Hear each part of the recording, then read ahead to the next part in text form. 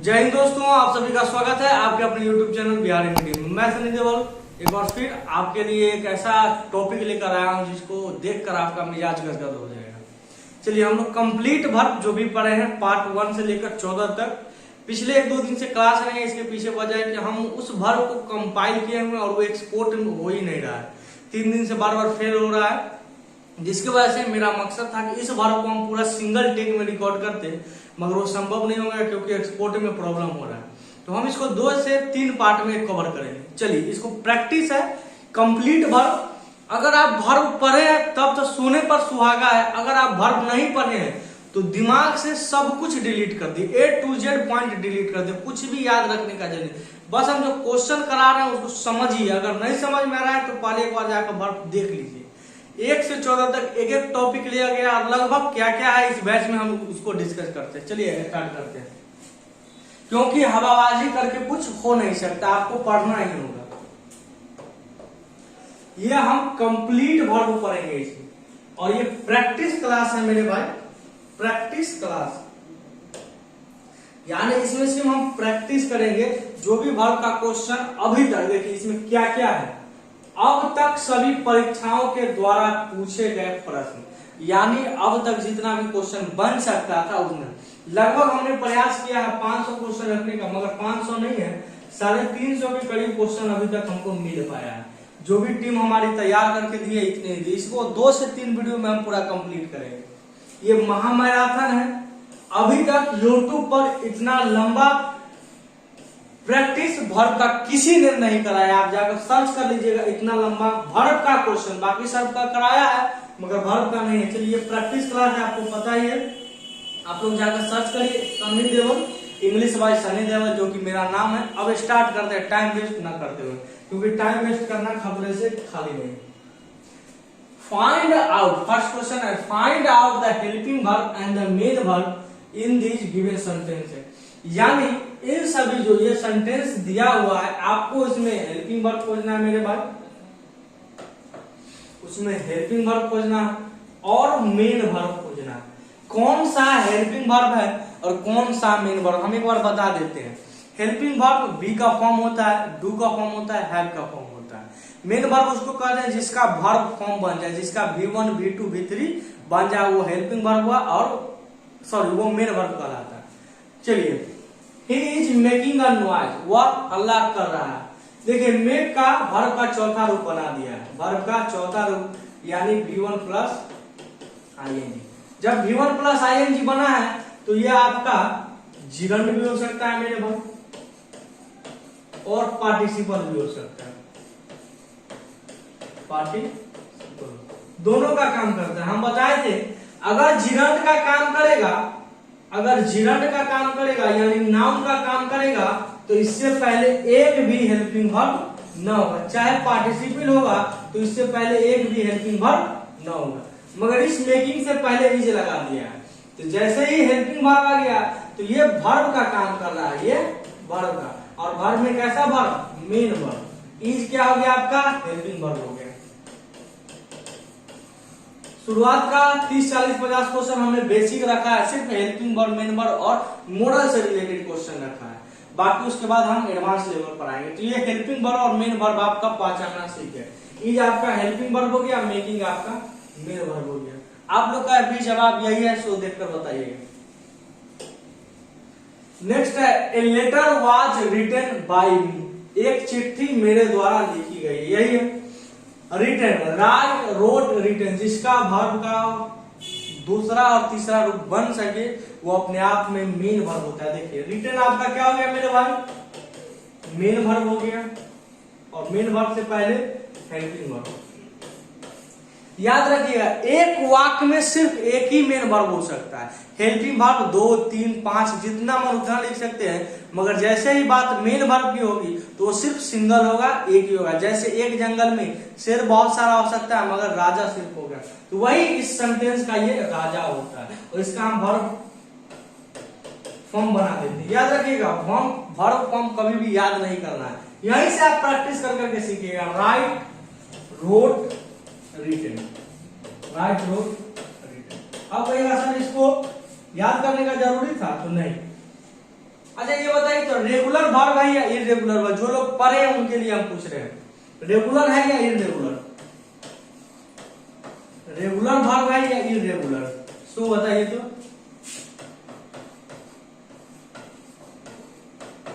Regular है या irregular, तो बताइए। देखिए रेगुलर वो होता है जिसका V2 और V3 में आप ईडी बनाते हैं, ईडी लगा के वर्ब फॉर्म बनाते हैं। इरेगुलर में बाकी दूसरा रूप होता है। इसमें V2 और V3 में ईडी लगा है, नहीं लगा है, यानी ये रेगुलर वर्ब नहीं है। राइट, रोट, रिटन कैसा वर्ब है? इरेगुलर वर्ब है। आपको हम बताए थे, जाकर वर्ब का चौथा पार्ट, 14वां पार्ट देख लीजिएगा। वर्ब का 14वां पार्ट जाकर देख लीजिएगा, उसमें इस चीज को हमने कवर किया है। You do not write a letter. आपने चिट्ठी नहीं, आप चिट्ठी नहीं लिखते, इसका हिंदी मीनिंग ये होगी। और कभी भी एग्जैक्ट हिंदी मीनिंग के फेर में नहीं रहिएगा, बस मतलब समझने का प्रयास करिएगा, वही काफी है, वही ठीक है। देखिए राइट, रोट, रिटन अभी हम बताए थे, इसका वर्ब फॉर्म बन सकता है। तो ये मेन वर्ब हो गया, और मेन वर्ब से पहले डू नॉट। डू नॉट क्या करता है मेरे भाई? हेल्पिंग वर्ब हो गया, क्योंकि वाक्य में मेन वर्ब एक ही होगा, हेल्पिंग वर्ब। डू नॉट दोनों मिलकर, सिर्फ नॉट या सिर्फ डू नहीं, डू नॉट दोनों आपका हेल्पिंग वर्ब हो गया, और राइट आपका मेन वर्ब हो गया। इस चीज को याद रखिएगा। अगर राइट का वर्ब फॉर्म अभी हम बता दिए, बस यहां समझ लीजिएगा, डू, डज या डिड के बाद आप वर्ब की फर्स्ट फॉर्म का प्रयोग करते हैं। और इससे एक क्वेश्चन पूछा हुआ है एसएससी ने, यू डू नॉट राइट, यहाँ पर अभी आप बात करेंगे होल्ड या हिट करके क्वेश्चन बनाए हुए हैं। डू, डज, डिड या किसी भी मॉडल कुछ कुल 13 होते हैं। मॉडल के बाद सिर्फ वर्ब की फर्स्ट फॉर्म आएगी, इस बात को याद रखिएगा। चलिए next question. We are happy, हम लोग खुश हैं। देखिए वी आर हैप्पी, अब हैप्पी का मतलब होता है खुश। ये अपने आप में काम करता है एडजेक्टिव का। जब हम एडजेक्टिव पढ़ेंगे तो इसके बारे में डिटेल से समझेंगे। फिलहाल वर्ब पर हम फोकस करते हैं। आर काम तो करता है वाला हेल्पिंग वर्ब का, क्यों?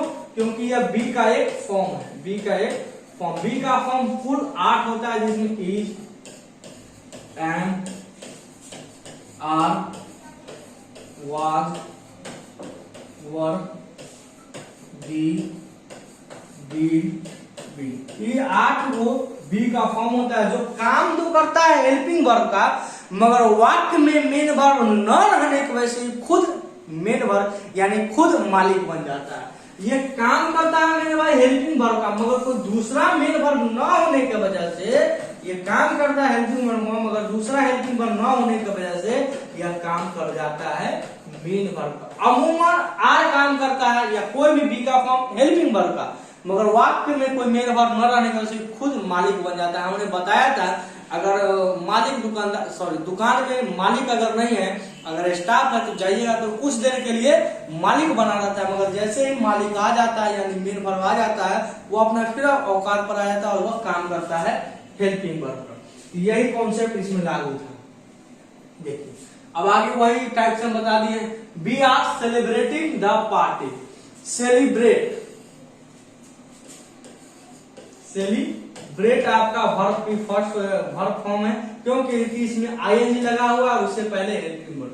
तो आर यहाँ पर हेल्पिंग वर्ब हो गया और सेलिब्रेट यहाँ पर मेन वर्ब हो गया। क्यों? क्योंकि आईएनजी से पहले हेल्पिंग वर्ब हो गया। और सेलिब्रेट का V2 बनता है सेलिब्रेटेड। ये V2 बनता है और V3 भी सेलिब्रेटेड बनता है। ये रेगुलर वर्ब हो गया। सेलिब्रेट आपका क्या हो गया मेरे भाई? Regular verb. यहां से एक एक चीज को रिलेट करके पढ़िए। जब वर्ब पढ़ रहे हैं तो एक चीज को दूसरे कॉन्सेप्ट से अगर नहीं जोड़ पा रहे हैं तो आपका ज्ञान में कमी है, ज्ञान की इंप्रूवमेंट की आवश्यकता है। तो रिलेट होना चाहिए। जैसे सेलिब्रेट कैसे पहचाने कि रेगुलर वर्ब है? क्योंकि इसका V2 में ईडी लगा और V3 भी ईडी। जिसका V2 और V3 में ईडी लग जाए वो रेगुलर, बाकी सब इरेगुलर। तो यहां पर समझ में आ गया, आर आपका हेल्पिंग वर्ब और मेन वर्ब कौन हो गया मेरे भाई? चलिए we were, next question, we were enjoy by the cheerleader. हम लोग किसके द्वारा एंजॉय आनंदित किए गए? तो चीयर लीडर, जो मैच वगैरह में नाचती है, आपको आईपीएल वगैरह देखे होंगे तो लड़की लोग आपको प्रोत्साहन के लिए डांस करती है, तो वही एंजॉय आपको आनंदित करती है। यह वर्ब आपका हेल्पिंग वर्ब और एंजॉय क्योंकि ईडी लग गया, ये मेन वर्ब। वर्ब की जिसका मेन वर्ब उसको कहेंगे जिसका V2 और V3 थर्ड बन जाए। अगर हम पूछे एंजॉय रेगुलर या इरेगुलर तो कहिएगा रेगुलर वर्ब, क्योंकि V2 भी ईडी लगता है और V3 भी ईडी लगता है। अगर हम बोले ये वाक्य एक्टिव वॉइस है या पैसिव वॉइस, तब बताइए, तब आपका जवाब क्या होगा? एक्टिव या पैसिव, बताइए। तो यहां पर समझना है वर्ब की तीसरा रूप होना चाहिए और उससे पहले बी का फॉर्म। बी का फॉर्म टोटल 8। अगर बी का फॉर्म के बाद वर्ब का तीसरा रूप है तो वो वाक्य सिर्फ और सिर्फ पैसिव वॉइस हो सकता है, एक्टिव वॉइस नहीं हो सकता है। तो ये वाक्य नंबर 6 पैसिव वॉइस है। क्यों? क्योंकि ये वर्ब की तीसरा रूप भी दे रखा है और उससे पहले बी का फॉर्म। बी का फॉर्म 8 होता है, is, am, are, was, were, be, been, been. ये 8 रूप के बाद अगर वर्ब का तीसरा रूप हो तो वो सिर्फ पैसिव, बाकी सब एक्टिव। चलिए नेक्स्ट एग्जांपल देखते हैं। Swimming is a good exercise. Swimming एक अच्छा एक्सरसाइज है। जैसे हमको इज नजर आया, बी का फॉर्म, ये काम तो करता है हेल्पिंग वर्ब का, मगर हम प्रयास करेंगे क्या कोई दूसरा वर्ब दे रखा है मेन वर्ब, इसके बाद कोई ऐसा वर्ब बनाना चाहिए जिसका V2 और V3 बनना चाहिए। तो ऐसा कोई वर्ब नहीं है। तो ये इज तो होता है हेल्पिंग वर्ब, मगर यहाँ पर काम करेगा MV मेन वर्ब की तरह। अब यहाँ पर ING देख लीजिए। सर स्विमिंग क्या हमारा मेन वर्ब नहीं हो सकता? नहीं हो सकता। क्यों? क्योंकि इससे पहले कुछ भी हेल्पिंग वर्ब नहीं है। जब कुछ भी हेल्पिंग वर्ब नहीं है तो ये काम करेगा जिरन का, यानी काम करेगा नाउन का। और अगर कोई नाउन है तो वो सब्जेक्ट बन सकता है मेरे वर्ब, ऑब्जेक्ट बन सकता है, कुछ भी बना लीजिए। जब वो नाउने बन गया, जब उसका जाते भ्रष्ट हो गया तो उसको कोई काम भी हम करवा सकते हैं। तो यही है स्विमिंग। यहाँ पर ये स्विमिंग जिरंड की तरह वर्ब नहीं है। क्यों? कैसे पहचाने? क्योंकि इससे पहले कोई भी हेल्पिंग वर्ब नहीं। सब पार्टिसिपल भी तो हो सकता था, हो सकता था। अगर पार्टिसिपल होता तो इससे पहले अमूमन एक और एडजेक्टिव आर्टिकल लगता, ए, एंड या द लगा हुआ रहता। Ram is married to Sita. Ram ने साथी से, चलिए हम अगर बोले ये वाक्य को हेल्पिंग वर्ब और मेन वर्ब पहचाने तो सबसे पहले इज देखें, समझ में आ गया हेल्पिंग वर्ब। क्यों? क्योंकि इसके बाद IED लगा हुआ, यानी ये मेन वर्ब। और ये रेगुलर वर्ब है क्योंकि V2 और V3 दोनों ही ईडी लग के बनता है। ये तो समझ में आ गया। अब यहाँ पर हेल्पिंग वर्ब मेन वर्ब भी समझ में आ गया। एक चीज हम समझाना चाहते हैं, कई विद्वान का मानना है कि मैरिड से पहले, मैरिड के बाद टू का प्रयोग नहीं किया जाता। तो मैरिड के बाद आप टू का प्रयोग कर सकते हैं, बशर्ते उससे पहले बी का फॉर्म होना चाहिए। बी का form 8, is, am, are. B का फॉर्म तो एकदम घोर कर पी जाइए। 8 हो, जब तक हम पूरा इंग्लिश पढ़ाएंगे ये 8 लाख बार रिपीट होगा। इसीलिए हम बी का फॉर्म हर बार पढ़ाते हैं, 8 लाख बार रिपीट होगा। बी का form is, am, are, was, were कुछ भी रहे, अगर उसके बाद मैरिड आ गया तब आप टू का प्रयोग करते हैं। टू का प्रयोग मैरिड में वहां नहीं होगा जब उससे पहले, जैसे इस एग्जांपल को हम लिखे राम मैरिड सीता। यहां पर टू का प्रयोग देना गलत है। क्यों? क्योंकि इससे पहले बी का फॉर्म नहीं है। जैसे ही बी का फॉर्म नहीं है तब यहाँ पर टू नहीं। अगर बी का फॉर्म आ जाता तब हम टू का प्रयोग। तो ये मैरिड का कॉन्सेप्ट है, वो भी समझ लीजिएगा। और हम आशा करते हैं जैसा हम डिस्कशन दे रहे हैं, वैसा डिस्कशन आप लोग अभी तक नहीं देखा होगा। एक क्वेश्चन से कॉन्सेप्ट क्लियर करा रहे हैं और उस कॉन्सेप्ट से आगे आपका इंप्रूवमेंट है, दूरदृष्टि विकसित करने का प्रयास कर रहा है। The teacher can't resist your arrogance. देखिए जिस भी शब्द के अंत में ANC लग जाए वो शब्द सिर्फ और सिर्फ नाउन होता है। पढ़ा ऐसे जाता है, हर शब्द को पहचानिए। ANC लग जाए वो शब्द सिर्फ और सिर्फ नाउन होता है। इसको क्या रटने का आवश्यकता है? नहीं, समझिए, वाक्य को समझिए। द टीचर कांट रेसिस्ट, आपका जो शिक्षक है वो बदतमीजी बर्दाश्त नहीं कर सकता। रेसिस्ट आपका देखिए कांट, ये हो गया मॉडल, और मॉडल हेल्पिंग वर्ब भी काम करता है। हेल्पिंग वर्ब के बाद एक मेन वर्ब चाहिए जो कि रेसिस्ट है और ये वर्ब की फर्स्ट फॉर्म। किसी भी मॉडल के बाद वर्ब की सिर्फ और सिर्फ पहला रूप आएगा, दूसरा तीसरा चौथा कुछ भी नहीं लिख सकते। और याद रखिएगा यहाँ पर या तो कांट को इस तरह से लिख दीजिए, ये कान को कैन नॉट लिख दीजिए। लिखने का दो ही तरीका होता है, कैन और नॉट को आप कभी भी अलग नहीं कर सकते हो, जब भी आएगा साथ में आएगा। इससे एक क्वेश्चन अभी तक पूछा है, इस बात को ध्यान रखिएगा। यू वुड प्ले बेटर, आप अच्छा खेल सकते थे।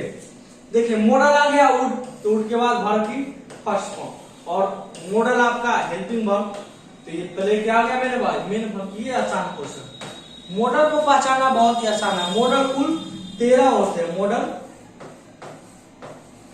13 होते हैं। कमेंट करके बताइए वो 13 क्या क्या होते हैं। और याद रखिएगा जो लोग भी कमेंट देते हैं आंसर का, वो क्वेश्चन नंबर का आंसर दिया करिए। मान के चलिए 10 नंबर क्वेश्चन का ये आंसर होगा, 12 नंबर क्वेश्चन का ये आंसर होगा, 13 नंबर क्वेश्चन का ये आंसर होगा, 14 नंबर क्वेश्चन का ये आंसर होगा, तब आप दीजिए, तब मजा आएगा। Radhika has brought a couple of sari, Radhika है एक कपल ऑफ, एक कपल ऑफ का मतलब क्या हो गया, कुछ, सम। यहां पर समझ सकते हैं सम। एक कपल ऑफ के बाद हमेशा प्लूरल नाउन आता है, ए कपल ऑफ के बाद आप हमेशा प्लूरल नाउन का प्रयोग करते हैं।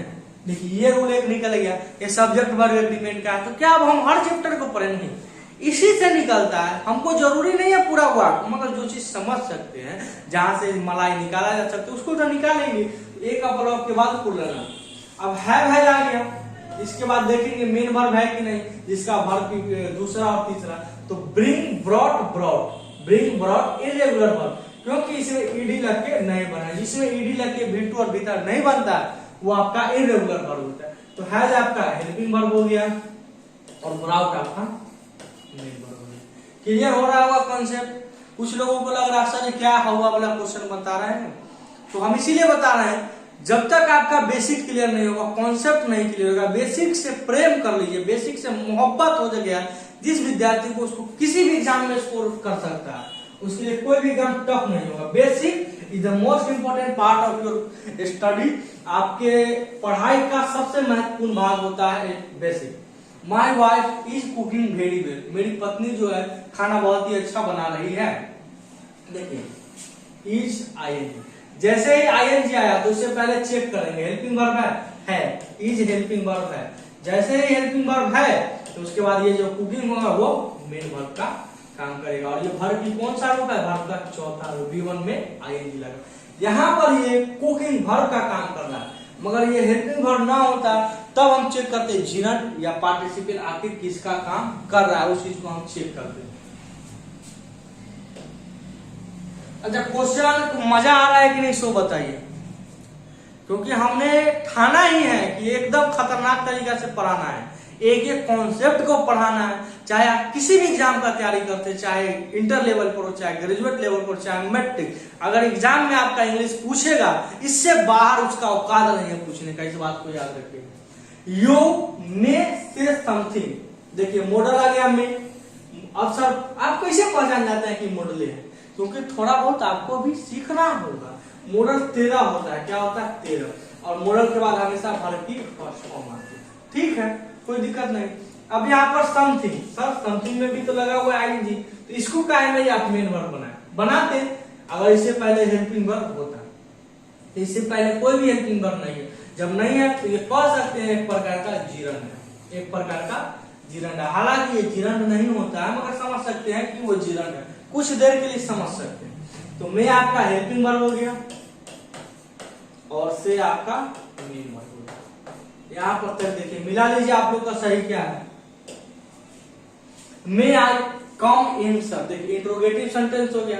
अब पोलाइट, किसी चीज के फॉर्मल वे में आप पोलाइट किसी से, हम बताए थे मे का कि परमिशन लेने या देने के लिए मे का प्रयोग करते हैं। इनफॉर्मल वे, इनफॉर्मल, अब इनफॉर्मल नहीं समझे, इनफॉर्मल, इन अलग हम बोल रहे हैं और फॉर्मल अलग बोल रहे हैं। इनफॉर्मल वे, ये वाला इनफॉर्मल नहीं समझ जाइएगा, समझ गए, ये वाला नहीं समझना है। हम ये बोल रहे हैं इनफॉर्मल वे। मैं आपका मॉडल हो गया यानी हेल्पिंग वर्ब, और मैं के बाद हमेशा वर्ब की फर्स्ट फॉर्म जो कि काम करती है मेन वर्ब। क्लियर? आप इंट्रोगेटिव सेंटेंस लिखे, निगेटिव लिखे, उससे कोई फर्क नहीं पड़ता। India can defeat any team, फिर से आ गया can, could, may, might, model हो गया, और मॉडल के बाद हमेशा वर्ब की फर्स्ट फॉर्म यानी ये मेन वर्ब, और मॉडल आपका हेल्पिंग वर्ब। तीन ही मॉडल वर्ब ऐसे हैं जो हेल्पिंग वर्ब और मेन वर्ब का काम करते हैं, नीड, डेयर और यूज टू। बस ये तीन हुआ है तभी आप मॉडल में कंफ्यूज हो सकते हैं, अन्यथा कोई भी मॉडल है आपको कंफ्यूज नहीं करा सकता है। एग्जामिनर का जब कभी भी क्वेश्चन फंसाएगा नीड और डेयर से ही फंसाता है, यूज टू से भी नहीं फंसाएगा, या तो नीड से फंसाएगा या डेयर से फंसाएगा, इस चीज को याद रखिए। In Uttar Pradesh you can see upcoming events, Uttar Pradesh में आप आने वाले अपकमिंग इवेंट्स को देख सकते हैं, इसका हिंदी मीनिंग क्या हो गया। और कभी भी हिंदी में एग्जैक्ट मीनिंग तो टर्म में नहीं रहेगा। कैन अपने आप में मॉडल, मॉडल के बाद हमेशा वर्ब की फर्स्ट फॉर्म जो कि होती है मेन वर्ब, तो मॉडल अपने आप में हो गया मेरे भाई हेल्पिंग वर्ब। यहां तक कोई कंफ्यूजन है तो बोलिए। Sunny Deol has a good heart, मेरा इनाम लिख दिया, ये मेरा पूरा नाम है, जाकर आप सर्च करिए यूट्यूब पर, यूट्यूब इंग्लिश एक्सपर्ट, आप सर्च करते हैं इंग्लिश बाय सनी देओल, मेरा नाम आ जाएगा। हैज अ गुड हार्ट, एक अच्छा हार्ट है, मेरा प्रशंसा कर। देखिए हैज तो काम करता है मेरे भाई हेल्पिंग वर्ब, तो क्या वाक्य हेल्पिंग वर्ब के पूरा हो सकता है? गुरुदेव नहीं। अगर वाक्य है तो उसमें एक मेन वर्ब होना ही होना है, किसी भी सूरत में होगा, उसको हम कभी नहीं बदल सकते। तो हेल्पिंग वर्ब है तो इसके बाद मेन वर्ब में ए आ गया, तो जब मेन वर्ब ना हो तो ऐसा बी का फॉर्म, डू का फॉर्म और हैव का फॉर्म ऐसा होता है जो काम करता है हेल्पिंग वर्ब का, मगर वाक्य में मेन वर्ब ना होने की वजह से खुद मेन वर्ब बन जाता है। तो यहाँ पर ये हेल्पिंग वर्ब नहीं काम करेगा, मेन वर्ब एमवी का काम करेगा, याद रखिए HV MV, helping verb main verb. It may rain today, जैसे ही नीड डेयर के अलावा आया तो ये काम करेगा हेल्पिंग वर्ब और रैन। क्लियर? कोई कंफ्यूजन नहीं इसमें तो। और मॉडल के बाद हमेशा वर्ब की फर्स्ट फॉर्म, ये हम हमेशा इसलिए बार बार बोलते हैं कि मॉडल के बाद वर्ब की फर्स्ट फॉर्म, ताकि आपको याद हो जाए। दो चार बार सुनते हैं कोई चीज को तो याद रहता है। मॉडल के बाद हमेशा वर्ब की फर्स्ट फॉर्म लिखा जाता है। इट मे बी ट्रू, यह सही हो सकता है। अब कहिएगा मैं आपका मॉडल यानी हेल्पिंग वर्ब, तो क्या बी मेन वर्ब? जी, बी का मतलब होता है मेन वर्ब और बी का मतलब होता है होना। हम बताए थे बी का form total 8, is, am, are, was, were, be. Was were के बाद बी, बीन, बी, ये 8 बी का फॉर्म होता है, याद रखिएगा। तो ये बी का मतलब होता है होना, यह सत्य हो सकता है, इसका मतलब हो गया यह सत्य होना का मतलब हो सकता है, क्योंकि माइट रहता तो हो सकता था, में है तो हो सकता है, हालांकि एग्जैक्ट के फ्रेंड में कभी नहीं रहेगा। There are a lot of students in my classroom. चलिए कॉन्सेप्ट यहां से समझते हैं। ए लॉट ऑफ या एक कपल ऑफ, अभी एक कपल ऑफ का कॉन्सेप्ट पढ़े। ए लॉट ऑफ, ये कपल ऑफ के बाद हमेशा प्लूरल नाउन की, यानी जो भी होगा एक से ज्यादा। यहाँ पर स्टूडेंट्स है तो एक से ज्यादा, और जैसे ही वाक्य की शुरुआत देयर से होगा तो इसके बाद हम देखते हैं सब्जेक्ट कि स्टूडेंट एगो है कि एगो से ज्यादा है, उसके अकॉर्डिंग हम यहाँ से वर्ब का प्रयोग करते हैं। इसी को सब्जेक्ट वर्ब एग्रीमेंट में सिंटेक्स में टीचर पढ़ाता है कि देयर के बाद इज लगाइए, सिंगुलर प्लूरल लगाइए, आगे देखकर तो जैसा वो वैसा ये। तो यहाँ पर स्टूडेंट्स एक से ज्यादा इसलिए आ रहा है। अब यार आपका हमेशा मेन वर्ब होता है, काम करता है हेल्पिंग वर्ब का, मगर कोई दूसरा मेन वर्ब न होने की वजह से खुद मेन वर्ब हो जाता है। ये कॉन्सेप्ट हम बताएं। काम करेगा कब हेल्पिंग वर्ब का? जब कोई दूसरा मेन वर्ब होगा तब। साउंड वगैरह कैसा है सब बताइएगा। तो ये रूल होता है, और ये साइड से जैसे जैसे हम पढ़ा रहे हैं ना वैसे वैसे ही लिखिएगा, ताकि आपको हर चीज समझ में आएगा, वरना बाउंस मारेगा। हम यहाँ पर लिखे ए lot of, a couple of. आप भी अपने नोटबुक में इसी तरीका से लिखिएगा और क्वेश्चन एक लिखकर ऐसे लिखिएगा, तब जाकर बात बनेगी, वरना बौख जाइएगा यूट्यूब पर, कोई आपको सही गाइडलाइन नहीं देगा। चलिए आगे आप fill in the blanks. Use modals in these given sentences. हम इन्हें दीज का प्रयोग इसलिए किया क्योंकि एक से ज्यादा हमने वाक्य लिया है, तो आपको जो भी अब वाक्य आएगा उसमें सिर्फ मॉडल का प्रयोग करना है। क्या करना है मेरे पास?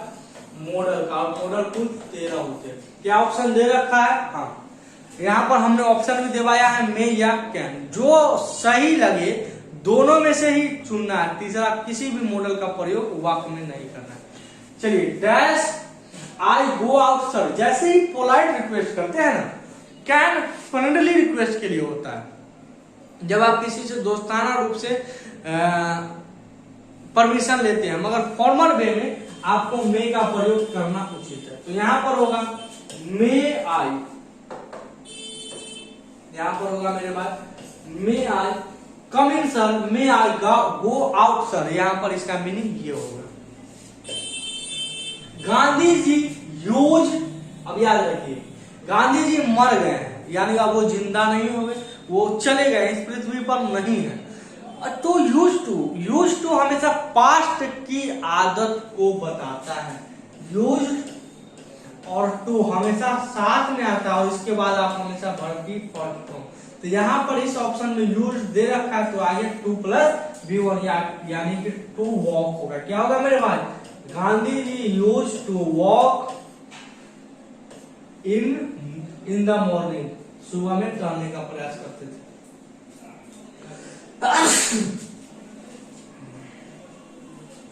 सर्दी भी हो गया है, खांसी भी हो रहा है, क्या बात है भाई।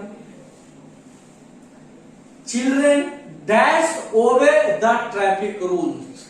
देखिए, हमने शुड और वुड का प्रयोग बताया था, दोनों पार्ट। ये शैल का पार्ट होता है शुड और ये विल का पार्ट होता है विल। मगर मोरल ऑब्लिगेशन के लिए, किसी को नैतिक शिक्षा देने के लिए आप शुड का प्रयोग करते हैं, न कि वुड का प्रयोग करते हैं। तो children should obey the traffic rules. हाँ, यहाँ पर आउट टू होता तब हम उसमें देख सकते थे। जो लोग भी वीडियो को समझ में नहीं आ रहा होगा, एक बार जाकर देखिए हमारा वर्ब का क्लास, ताकि आपको समझ में आए। I dash punish you in general sense. In general sense I और वी के साथ, आई और वी के साथ आप शैल का प्रयोग करते हैं, और यू और थर्ड पर्सन के साथ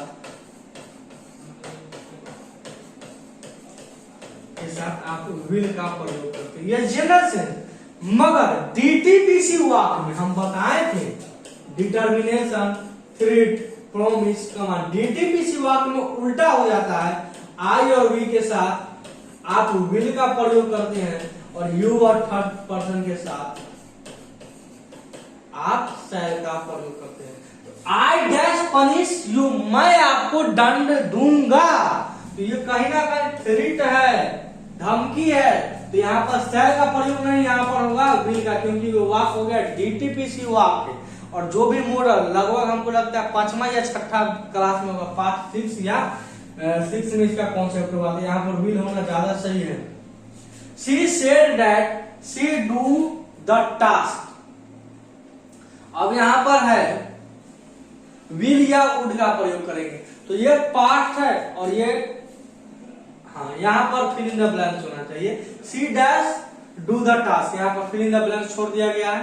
she said that she dash do the task. तो यहाँ पर पास्ट है, तो हम आगे भी पास्ट लेंगे, जो कि विल का पास्ट वुड। तो यहाँ पर she would do the task. क्यों? अगर दैट नहीं रहता तब हम विल का प्रयोग करते हैं, मगर पास्ट का रूप दे रखा है, कुछ ऐसा सेंटेंस दे रखा है कि वाक्य पास्ट में है। समझ रहे हैं? Work hard लेस्ट you. देखिए यहां पर ओरिजिनल अगर बात किया जाए तो लेस्ट के साथ हम शुड का प्रयोग करते हैं। लेस्ट के साथ आप हमेशा याद रखिएगा, लेस्ट के साथ शुड का प्रयोग करते हैं। मगर ऑप्शन में ना ही कैन है, सॉरी ना ही शुड है, तो ये दोनों ऑप्शन नहीं होगा। यहाँ पर एक ऑप्शन कहीं ना कहीं टाइपिंग एरर है, यहाँ पर होना चाहिए शैल और शुड होना चाहिए। चलिए हम एक ऑप्शन और जोड़ देते हैं। लेफ्ट के साथ ये फिक्स होता है, लेफ्ट के साथ शुड लगाना है, इसमें कोई और आइडिया नहीं करेगा। I dash lift the box, can या कुड, तो ऐसा कुछ भी नहीं दे रखा है कि हम समझे कि ये पास्ट में है, तो यहाँ पर जनरल आप रख दीजिए कैन, क्योंकि हमको कैन और कुड में ही चुनना है। तो I can lift the box, मैं यह बॉक्स उठा सकता हूँ। जिसको भी लग रहा होगा कि ये मॉडल सर कहाँ से पढ़ा रहे हैं, एक बार तो पढ़ लीजिए, और नहीं तो यहाँ समझिए कैन का प्रयोग आप कहाँ पर करते हैं, अमूमन पावर के लिए, कैपेसिटी के लिए, अमूमन पावर कैपेसिटी एबिलिटी के लिए, इस बात को याद रखिए। तो मैं यह उठा सकता हूं, पहले तो पावर बता रहा है। In early stages I dash, हाँ अब सेम आ गया, इन अर्ली स्टेजेस, शुरुआती दौर में, शुरुआती दौर, इन अर्ली स्टेजेस यानी स्टेजेस, शुरुआती दौर में मैं बक्सा को उठाता था या उठाया करता था। तो यहाँ पर कुछ ऐसा दे रखा है जो समझ में आ रहा है कि पास, तो I could lift the box, क्योंकि इन अर्ली स्टेजेस वाक्य पास्ट का एक वाक्य लगा दिया है। Anyone dash join the friend club, तो अमूमन जनरल सेंस में कोई भी फ्रेंडली के लिए आप कैन का प्रयोग करते हैं। मैं यहाँ पर फॉर्मल की बात नहीं, कोई भी क्लब को ज्वाइन कर सकता है, कोई भी जनरल सेंस में आप कैन का प्रयोग करते हैं। याद रखिएगा जनरल सेंस में आप कैन का प्रयोग करते हैं, general sense. It dash rain today, अब ये बड़ा सा सवाल हो गया कि सर यहाँ पर मे लगाए या माइट लगाए। हम बताए थे पॉसिबिलिटी में भी बताता है, पॉसिबिलिटी माइट भी बताता है, तो किसका प्रयोग करें, दोनों का एक परसेंटेज बताए थे। अगर आप यहाँ पर इस वाक्य में मे का प्रयोग कर देते हैं, इट मे रैन टुडे, तब पॉसिबिलिटी है 50-50 का।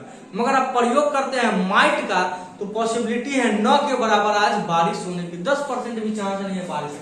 तो अगर मे लगाते हैं तो यहाँ पर संभावना लगभग 50% करते हैं कि हाँ आज बारिश होगी, मगर हम लगा देते हैं माइट, जो कि संभावना बता रहा है 10%। अगर संभावना न होता बारिश होने का तो हम बात करते हैं, हमारा आपका मिलर ही संभावना होता तो हम बात कर रहे होते नहीं। तो कहीं ना कहीं संभावना है, तभी तो हम बात कर रहे हैं कि हाँ भाई आज बारिश होगी। तो यहाँ पर मे का प्रयोग ज्यादा सही है। कुछ ऐसा दे नहीं रखा जिससे हमको पता चले मे लगाए या माइट, तो आप ज्यादा प्रेफरेंस प्रेजेंट को करिए, मे को करिए। स्टूडेंट्स डैश पे रिस्पेक्ट, अब जैसे देखिए, हाँ अब यहाँ पर पे रिस्पेक्ट, रिस्पेक्ट आ गया, तब यहाँ पर आप शुड और आउट टू दोनों का प्रयोग करते हैं। शुड और आउट टू वाक्य को और जोर डालने के लिए क्या आता है, मगर दोनों मोरल और एजुकेशन दोनों नैतिक शिक्षा का प्रयोग होता है। शुड भी नैतिक शिक्षा के लिए होता है और आउट टू, मगर शुड का जनरल सेंस में और आउट टू जोर लगाने के। स्टूडेंट्स पर आप जोर नहीं लगा सकते, विद्यार्थियों पर किसी का जोर नहीं चला है, आप उसको प्यार से समझा सकते हैं। उसका मन होगा तो करेगा, नहीं मन होगा तो कुछ नहीं करेगा, जो करना है सब उखाड़ लीजिए आप जाइए। तो यहाँ पर शुड का प्रयोग ज्यादा सही है। आउट टू भी कर सकते हैं, मगर इस वाक्य में आपके स्टूडेंट्स है, बच्चा है, तो बच्चा के आप जोर देते हैं। ऐसे भी सरकार मना करे कि बच्चा को बिना मारे पढ़ाइए, पहले के जमाने में मार पिटाई होता था, अब नहीं। Anju dash appear in the IAS examination next year, next year का मतलब क्या होता है मेरे भाई, फ्यूचर। और यहाँ पर ऑप्शन में कहीं ना कहीं दिक्कत है, यहाँ पर होना चाहिए विल, ये ऑप्शन गलत लग रहा है क्योंकि ये शुड और आउट टू पिछला है। क्योंकि बात जब नेक्स्ट ईयर फ्यूचर की हो रही है तो शुड और आउट टू का तो कोई प्रयोग ही नहीं बनता है। तो Anju will appear in the IAS examination next year, यहाँ पर विल का प्रयोग ज्यादा सही है, यहाँ पर विल का प्रयोग ज्यादा सही, इस बात को आप ध्यान रखिएगा। विल यू, आहा चेहरा क्या देखते हो, दिल में उतर कर देखो ना। मैरी, विल यू हमेशा किसी भी मॉडल के बाद हमेशा वर्ब की पहली फॉर्म जो कि प्लूरल फॉर्म होती है और वर्ब 5 सिंगुलर फॉर्म होती है। वर्ब 5 सिंगुलर फॉर्म, तो यहाँ पर मैरी का प्रयोग ज्यादा सही यही होगा, विल यू मैरी मी। समझ गए, यहाँ पर कोई दूसरा टर्म विल राधा, तब हम मैरी सॉरी विल राधा कुछ भी रहता है, यहाँ पर मॉडल होने की वजह से सिर्फ भी का पहला रूप ही आएगा। He dash to open the file। अब ऑप्शन आ गया नीड या नीड्स। अब रुकने का आवश्यकता है, अब देखने का आवश्यकता है, क्योंकि नीड, डेयर और यूज्ड टू ये बड़ा ही खतरनाक घातक है। समझते हैं, नीड और डेयर के बाद हमेशा चेक करिए दिया क्या रखा है। नीड और डेयर के बाद हमेशा चेक करिए दिया क्या है। तो यहाँ पर 2 + V1 है। जब 2 + V1 है तो ये काम करेगा मेन वर्ब की तरह, ये काम करेगा मेन वर्ब की। अगर कुछ भी दे रखा है तो ये काम करेगा मेन वर्ब की तरह। सॉरी, कुछ भी क्या 2 + V1 रहे, 2 + V1 तो काम करेगा मेन वर्ब, और सिर्फ V1 रहे तो काम करेगा। अगर नीड और डेयर के बाद 2 + V1 है तो वो काम करेगा मेन वर्ब की। अगर नीड डेयर के बाद सिर्फ V1 है तो वो काम करेगा हेल्पिंग वर्ब। तो यहाँ पर मेन वर्ब, तो यहाँ पर नीड नहीं, ही नीड्स टू ओपन। अगर ये 2 नहीं रहता तब हम सिर्फ प्रयोग करते हैं ही नीड ओपन द फाइल, मगर यहाँ 2 लगने की वजह से ये खुद मेन वर्ब, जैसे ही मेन वर्ब हो गया तो ये सब्जेक्ट के अकॉर्डिंग चलेगा। सब्जेक्ट सिंगुलर तो वर्ब भी सिंगुलर, सब्जेक्ट प्लुरल तो वर्ब भी plural. He dash open the file, वही क्वेश्चन नीड या नीड्स। अब देखिए सिर्फ और सिर्फ V1 है, तब यहाँ पर सिर्फ लगा लीजिए नीड, चाहे सब्जेक्ट से हमको कोई मतलब नहीं है। ही रहे, सी रहे, आई रहे, यू रहे, कुछ रहे, आगे V1 काम हेल्पिंग वर्ब मॉडल की तरह, और जनरल सेंस में सिर्फ नीड। अगर 2 ओपन रहता तो ही नीड्स लगाते, मगर है नहीं। तो आप जाकर मॉडल का पार्ट 6 में हमने बताया है, उसमें नीड, डेयर और यूज्ड टू का कॉन्सेप्ट हमने समझा है, तो वहां से जाकर देख लीजिए डिटेल में। I dash need to buy this clothes. आए हाय, देखिए 2 + V1 आ गया तो ये काम करेगा 2 + V1 मेन वर्ब, और मेन वर्ब है अगर उसका निगेटिव इंट्रोगेटिव बनाना है तो आई do not, I do not. तो जनरल हो गया, जैसे आई गो टू स्कूल, इसका आप निगेटिव बनाइए तो यहां लिखते हैं I do not go to school, वही हो गया, जनरल वर्ब हो गया। अभी जनरल वर्ब जैसे ही मेन वर्ब का काम करेगा जनरल वर्ब, मगर सिर्फ बाय आता तब हेल्पिंग वर्ब, तब इससे पहले डू नॉट का प्रयोग करना उचित नहीं था। दिस कलर से दिस दोस्त के बाद हमेशा प्लुरल आता है, तो यही हो गया डू। अगर यहाँ पर ही आता तब डज का प्रयोग करते। ये टेंस में हम और गहराई से जानेंगे। आ गया सेम क्वेश्चन, आई डैश नीड बाय, यहाँ पर सिर्फ V1 है, V1 है, तो ये V1 है तो मेन वर्ब, तो ये हेल्पिंग वर्ब, इससे पहले कुछ भी नहीं लगेगा, ना ही डू नॉट लगेगा, ना ही डज नॉट लगेगा। हाँ, अगर आपको निगेटिव बनाना है तो आप बना दीजिए I need not buy this colour से, आप इसका निगेटिव बना सकते हैं, मगर डू नॉट और डज नॉट दोनों का प्रयोग नहीं होगा। इसमें बहुत सारा विद्यार्थी फंसे होंगे, मेरा पूरा अनुमान है। My father dash to swim the river when I was a child. जब मैं बच्चा था तो मेरे पिताजी नदी तैरा करते थे। तो पास्ट के हैबिट के लिए यूज टू का प्रयोग, क्योंकि आगे 2 + V1 भी दे रखा है तो आप सीधा सा समझते हैं my father use to swim, ये तो जनरल है। सी डियर्स, समझिएगा मेरे बात, सी के बाद डेयर है और डेयर में एस लगाए होंगे, यानी एक काम कर रहा है मेन वर्ब का, तो हमको चाहिए 2 + V1, यानी 2 से का प्रयोग होगा। अगर यहाँ पर सिर्फ डेयर आता तब हम सिर्फ से लगाते, जहां पर कॉन्सेप्ट पर ये पार्ट 6 में नीड डेयर का।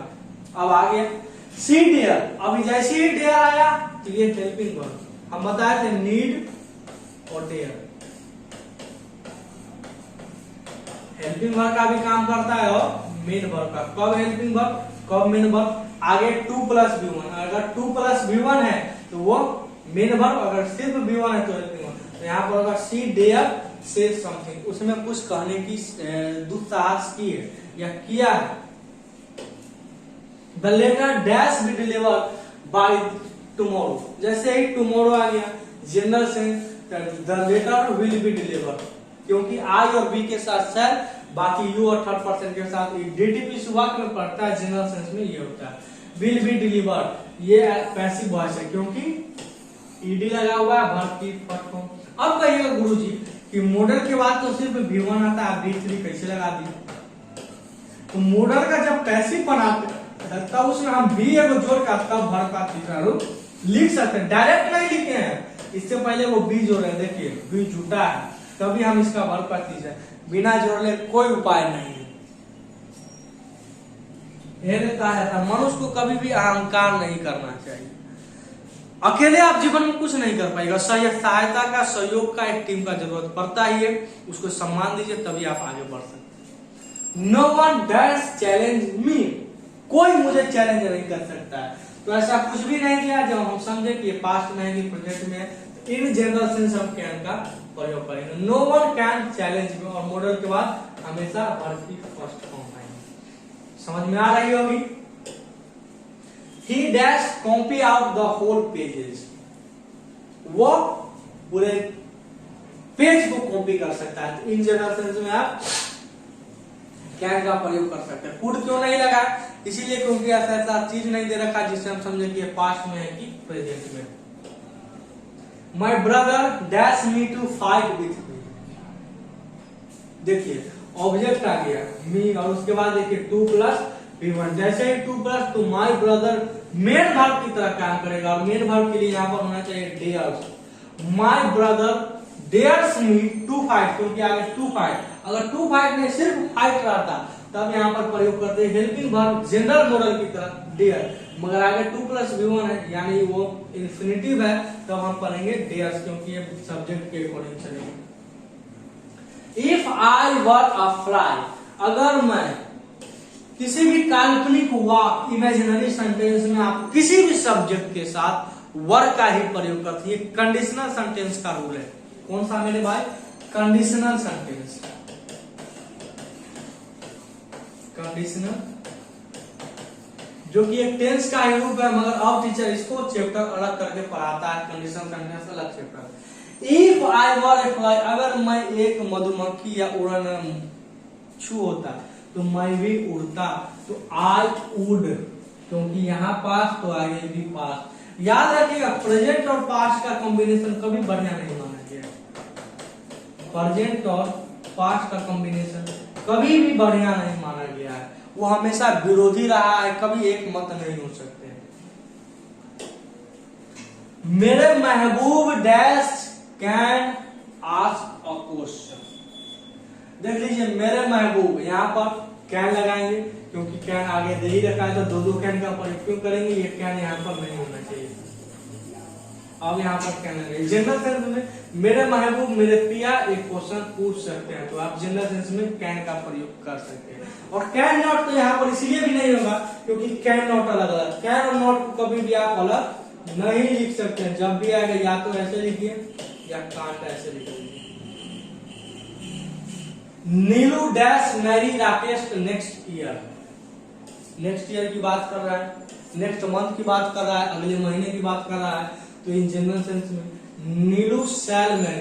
तो ऐसा डीटीपीसी वाक्य लग नहीं रहा है कि हाँ भाई कंफर्म ब्याह करिए लेंगे तुमसे, हाँ भाई करेंगे अगर नहीं आ गया। Be dash not cross the road, हम यहाँ पर डैश का प्रयोग तो होगा नहीं, डू और शुड भी।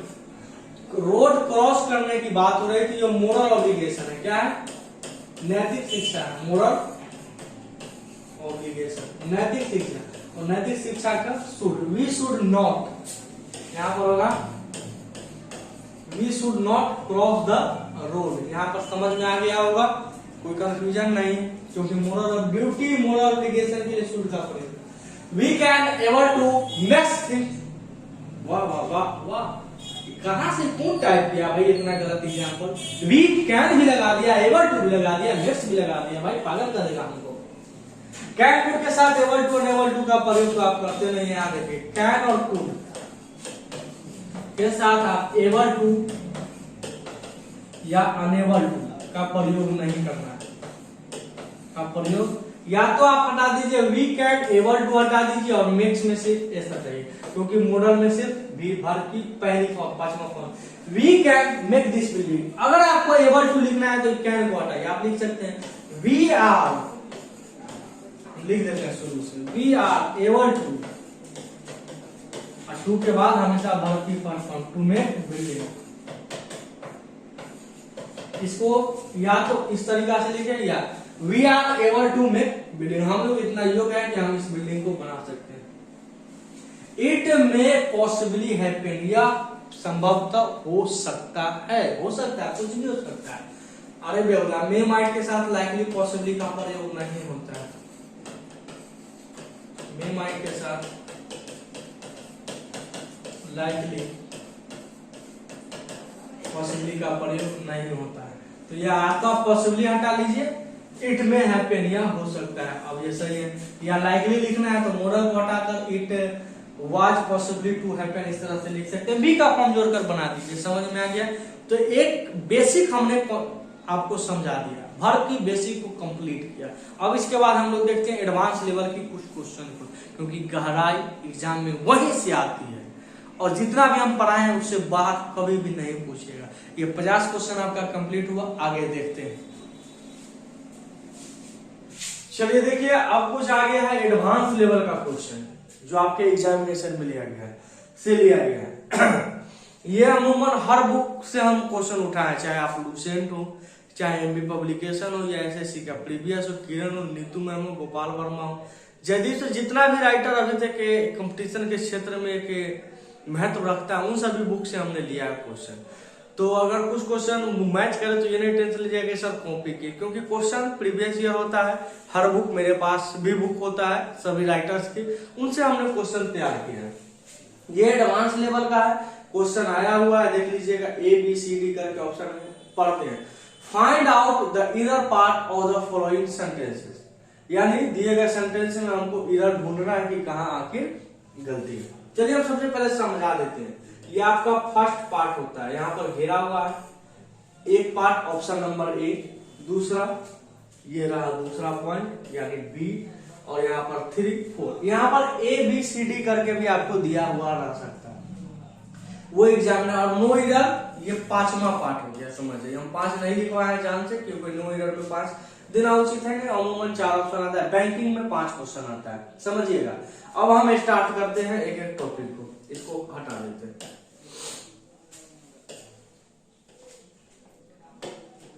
The cricketers did not came out victorious, yet they were not disappointed, rather satisfied because they had played well. अब क्वेश्चन को जब कभी भी पढ़िएगा तो समझ में नहीं आएगा कि गलत कहां पर है, सब सही लगेगा। इसीलिए स्ट्रक्चर बेस्ड जाइए, रूल बेस्ड जाइए, आप जो पढ़े उसका अप्लाई करिए, अपने आप पकड़ाएगा। चलिए, द क्रिकेटर्स, ठीक है, ये ऐसा लगा हुआ है अपने आप में कूलर, उसके बाद मेन हेल्पिंग वर्ब आ गया डिड नॉट, और याद रखिएगा डिड नॉट के बाद दे रखा है केम। डू कल के क्लास में भी हम पहले ही बता दिया, अभी कुछ ही क्वेश्चन पहले का है। डू डज डिड के बाद आप हमेशा वर्ब की फर्स्ट फॉर्म रखते हैं, कोई दूसरा फॉर्म रखने का जरूरी नहीं होता है। जैसे ही आप स्ट्रक्चर में डू डज डिड के बाद भी यहाँ पर केम नहीं होना चाहिए मेरे भाई, यहाँ पर होना चाहिए डिड नॉट केम, गलत था, did not come out victorious. अब यहाँ पर विक्टोरियस का मतलब विजय, और जिस शब्द के अंत में ओ यूएस लगा हुआ रहे वो शब्द अपने आप में एडजेक्टिव होता है। क्या इसको अलग से पढ़ने का जरूरी नहीं है, इसका हिंदी भी हमको जानने का जरूरी है, इसका हिंदी क्या होता है। एग्जाम में आया, क्वेश्चन बनाया, फिर उसका हिंदी जीवन में कभी इस्तेमाल नहीं होता है, तो हम हिंदी पर फोकस ही नहीं करेंगे कि इसका हिंदी, बस समझेंगे द क्रिकेटर्स नहीं आया या विजय नहीं हो पाया, लाइमलाइट में नहीं आया, यद्यपि इसीलिए वे डिसअपॉइंटेड नहीं हुए और सेटिस्फाइड हो गए। क्यों? क्योंकि हमने अच्छा खेला। मान के चलिए कोई हारा हुआ टीम क्या सोचता है कि हमने अच्छा खेला, निराश नहीं होता, वही बात इसमें कह रहा है। अब आगे वाक्य पढ़ने का हमको जरूरत ही नहीं, क्योंकि वाक्य पहले ही पाठ में मिल गया। अगर नहीं मिलता तब हम अगला पाठ पढ़ते, और यही सबसे सटीक तरीका है किसी भी कॉमन एरर को बनाने के लिए। पार्ट बाय पार्ट, पहला पार्ट में नहीं मिला, दूसरा पार्ट को पढ़ेंगे। अभी नहीं कि पूरा पढ़ेंगे, नहीं, कभी नहीं, ये गलती करिएगा जीवन भर दुख होगा। चलिए next question. he complained to the police that his briefcase had been stolen and that was lifted without any money. He complained to the police. ठीक है, he complained to the police. यहाँ पर ऐसा कुछ नहीं बुझा रहा है कि हमको गलत है, क्योंकि कंप्लेंट के बाद टूल और ऑब्जेक्ट आता है. That his briefcase had been, हम वर्ब पढ़ रहे हैं तो वर्ब पर चेक करेंगे. Have, has, had के बाद वर्ब का तीसरा रूप आता है, तो यहाँ भी सही है. And that was lifted without any money. यहाँ भी was वर्ब के बाद हमेशा वर्ब की तीसरी फॉर्म आती है, मगर यहाँ पर लिफ्ट थोड़ा सा गलती कर दिया, समझिएगा. ये कंफ्यूजिंग वर्ब पेयर, जो कंफ्यूजिंग वर्ब का पेयर हम बताए तो उससे क्वेश्चन पूछ दिया है. अब कैसे क्वेश्चन पूछ दिया, मान के चलिए लिफ्ट का मतलब होता है उठाना, लिफ्ट का मतलब उठाना.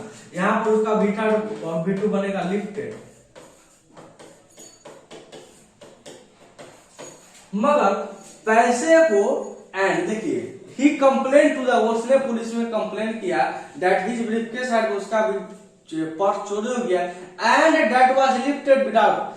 जब कोई पर्स आपका चोरी होगा तो मनी के लिए उठाएगा नहीं, वहां पर रखने की बात हो रही है. छोड़ यहाँ पैसा ले लिया और पर्स वहीं पर छोड़ दिया, ये बात बोल रहा है. तो यहाँ पर लीव का भीतर खोज रहा था, लीव वी टू लेफ्ट और भीतर लेफ्ट. तो यहाँ पर लिफ्टेड नहीं होना चाहिए, लेफ्ट. उसने पुलिस को कंप्लेन किया कि उसका पर्स चोरी हो गया और बिना पैसा के वहां पर कोई छोड़ दिया, ये बात बोल रहा है. ये नहीं बोल रहा है कि उसने पुलिस के पास गया कंप्लेन किया और ये बोला कि मेरा पैसा बिना पैसा के ही मेरा बैग उठा कर ले गया, ऐसा बात नहीं बोल रहा है.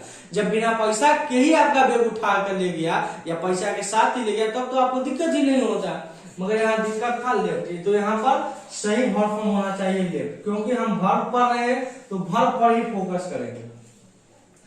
Can I lend your book for an hour please? क्या मैं आपका बुक, तो देखिए जब आप किसी से लेते हैं तो वहां पर बोरो करिए, ये होता है लेने यानी टेक के सेंस में. और यहां पर लेंड का प्रयोग कहां किया जाता है, तो ये गिव के सेंस में होता है. तो यहां पर गिव समथिंग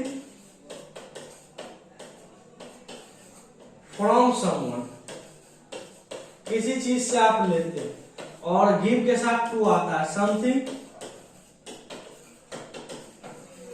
टू समवन.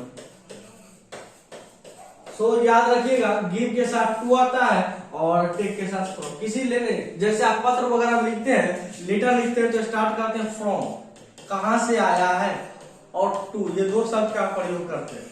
यही लेने और देने के लिए, एक तरफ लेने वाले का दूसरी तरफ देने वाले का. तो लेने के लिए बोरो का प्रयोग किया जाता है और लेंड का प्रयोग. बाकी अगर ऐसे ही इस एग्जाम्पल में क्वेश्चन ढूंढने का गलती करते तब कहीं भी गलती नहीं था, क्योंकि मॉडल के बाद वर्ब वन था और your book for an hour, कोई दिक्कत नहीं था. प्लीज अपने आप में सेंस था, प्लीज जनरल सेंस बोल रहा है तो वो चीज भी समझना, क्योंकि कंफ्यूजिंग वर्ब पेयर एक महत्वपूर्ण पार्ट है और उससे भी क्वेश्चन बराबर आते ही है.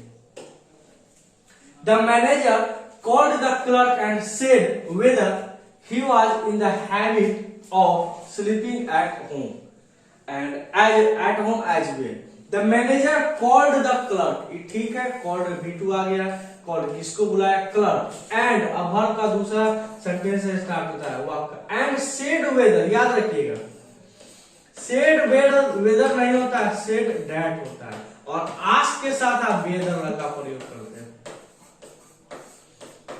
ये नरेशन में इसका इस्तेमाल बहुत ही ज्यादा होता है. नरेशन में टीचर आपको एक रूल लिखवाता है, सेड के साथ डैट लगाते हैं, कोमा इन्वर्टेड कोमा को हटाकर डैट का प्रयोग किया जाता है. तो याद रखिएगा सेड के साथ अमूमन डैट आता है और आस्क के साथ वेदर आता है. तो बस यहाँ पर सेड नहीं होना चाहिए था, यहाँ पर आस्क होना चाहिए.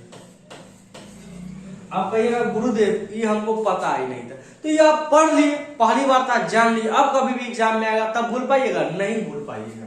चलिए नेक्स्ट एग्जांपल को देखते हैं. The telescope was discovered by Galileo. अब द टेलीस्कोप अपने आप में ही पार्ट सही है, वाज डिस्कवर्ड ये भी सही है, बाय द गैलीलियो ये भी सही है, मगर यहाँ समझ होना चाहिए डिस्कवर और इन्वेंट में क्या होता है. डिस्कवर और इन्वेंट में अंतर समझिए. डिस्कवर वो चीज होता है जो पहले से है, आपको पता नहीं है, जैसे आप खोज कर दिए। जैसे भारत, इंडिया की बात करते हैं। इंडिया पहले से और सबसे पहले से इस पृथ्वी पर है, मगर 1498 में वास्को डी गामा ने यहां पर पहुंचकर दुनिया को बताया कि हाँ, भारत भी एक देश है। तो वो डिस्कवर था, क्योंकि वो पहले से था, आपने खोज कर दिया। मान के चलिए भारत में सोना कहीं छिपा हुआ है, अभी हम उसको ढूंढ कर निकाल दिए, तो वो डिस्कवर्ड होगा, क्योंकि वो पहले से था। और इन्वेंट का मतलब होता है जो पहले से कभी नहीं था, हमने बनाया। जैसे टेक्नोलॉजी, मोबाइल, कैमरा, ये जितना भी आप टेक्नोलॉजी देखते उसको बनाया, कहीं नहीं था, बनाया। जब पहली बार कोई चीज बनाता है तो उसके लिए इन्वेंट का प्रयोग किया जाता है। तो ये कहते हैं फर्स्ट टाइम। यहां पर डिस्कवर नहीं होना चाहिए, क्योंकि टेलीस्कोप कहीं था नहीं, गैलीलियो ने पहली बार बनाया। यहां पर होगा invented. The telescope was invented by Galileo. समझ गए? तो ये कंफ्यूजन था, यहां पर समझ में आ गया। The book on political science brought in the market recently is really an asset for all college students. देखिए, ऑल के बाद हमेशा पूर्ण लाती है, यहाँ पर एस लगाई हुई। ये भी पार्ट ठीक है, शुरुआत से बात कर। The book on political science ठीक लग रहा है, क्योंकि ये नाउन, नाउन से पहले हम आर्टिकल, ये प्रीपोजिशन, पॉलिटिकल साइंस, ये भी सही है। ब्रॉट, देखिए ऐसा तो नहीं है कि पॉलिटिकल साइंस पर बुक लाए हैं आप कहीं से, आएगा एक ताल का मचा दिया। तो पहला बार जब आप बुक लगी, आप मार्केट में बहुत ज्यादा बिकने लगता है, तो वहां पर ब्रॉट नहीं होना चाहिए, या तो होना चाहिए इंट्रोड्यूस। क्यों मेरे भाई? क्योंकि आप ब्रिंग का मतलब होता है ब्रॉट, ब्रॉट आप कहीं से लाए थोड़ी है किताब को, जो बाद में हाँ बहुत चलने लगा तब लाते हैं, मगर पहली बार आपने इंट्रोड्यूस किया है मार्केट में, और एक ऐसा एसेट साबित हुआ है जो कि कॉलेज स्टूडेंट्स के लिए बहुत ही अच्छा, लाभदायक है, उस बारे में बात कर रहा है। तो इंट्रोड्यूस यहाँ ज्यादा सही है। तो ये कंफ्यूजिंग वर्ब पेयर में क्वेश्चन था, confusing verb pair. Part number 14 आप लोग जाकर देख लीजिएगा, पार्ट 14, इसके बारे में अगर डिटेल से जानना है। While going through the report yesterday, I founded several factual markets. देखिए, while going, जाने के दौरान, ये गोइंग में अब हम चेक करते हैं, इससे पहले कोई भी हेल्पिंग वर्ब नहीं है, तो अमूमन ये जीरन हो, यानी कहने का मतलब ये नाम हो गया। थ्रू द रिपोर्ट यस्टरडे, अब ये यस्टरडे पास्ट के हैबिट है, तो अगला जो भी सेंटेंस होगा वो मेरे भाई पास्ट। यस्टरडे हो, लास्ट नाइट हो, लास्ट टाइम्स हो, ये सब रहे तो अमूमन पास्ट के लिए समझ रहता है। आई फाउंडेड, अब यहीं पर समझ में आना, ये भी कंफ्यूजिंग वर्ब पेयर से ही क्वेश्चन। देखिए, फाइंड का मतलब होता है पाना, फाइंड का मतलब पाना या खोजना, इसका भी आप बनाते हैं तो फाइंड, फाउंड और भीटर फाउंड, ये होता है। और एक फाउंड का मतलब होता है स्थापित करना, एक फाउंड का मतलब होता है स्थापित करना। तो इसका V2 और भीटर बनेगा फाउंडेड। क्या बनेगा मेरे भाई? अब इसमें आप V2 और भीटर में ईडी लगाते हैं, फाउंडेड। अब ये जाकर बात सही हो, अब ये जाकर बात सही हो, वहां पर समझिएगा find, found, found, found, founded, founded. Find का मतलब पाना और इसका V2। तो यहाँ पर पाना का बात, स्थापित करने का बात नहीं हो रहा, ईडी लगा हुआ। आपने कुछ मिस्टेक्स पाया, जब रिपोर्ट में आप खोजने चल गए तो वहां पर कुछ पाए, तो यहां पर सिर्फ और सिर्फ होना चाहिए found. I found several factual mistake, इस बात को कल्पना करने की बात हो रही है, यहां तक समझ में आप समझते हैं। नेक्स्ट क्वेश्चन, चलिए देखिए, नेक्स्ट है the eminent speaker speech was broadcasted over all the major radio station. The eminent speaker speech, प्रमुख स्पीकर का स्पीच वाज ब्रॉडकास्टेड। अब यही ब्रॉडकास्टेड हम वर्ब पढ़ रहे हैं। देखिए, कुछ ऐसे वर्ब होते हैं जिसका V2 और भीटर सेम होता है, जैसे आप कहते हैं कट, कट का कट ही हो जाता है और कट ही हो जाता है। सिट का V2 भी सिट ही होता है। और भीटर भी शिफ्ट। उसी तरह ब्रॉडकास्ट होता है, ब्रॉडकास्ट का मतलब होता है प्रसारित करना, इसका V2 भी वही होता है और भीटर भी वही होता है, ब्रॉडकास्ट और भीटर ब्रॉडकास्ट। तो इसका V2 और भीटर चेंज नहीं होता है, तो ये आपका यहां से समझ लेना चाहिए। या कास्ट भी समझ सकते हैं, कास्ट का V2 भी कास्ट भी होता है और भीटर भी कास्ट होता है। तो ये वर्ग का रूप है जिसको समझिए 3-4 ही होती है, ये ज्यादा होता नहीं, बस ये ब्रॉडकास्टेड तो बहुत बार और यही बार बार रिपीट करेगा आपको, ब्रॉडकास्टेड। एक रीड भी होता है। चलिए next question, the terrorist will certainly be hung because the charges brought upon him are very serious. चलिए समझते हैं हम एक बात को, ये प्रेजेंट में चल रहा है, कोई दिक्कत नहीं, ये भी प्रेजेंट में हो रहा है, ब्रॉट अपॉन हिम आर।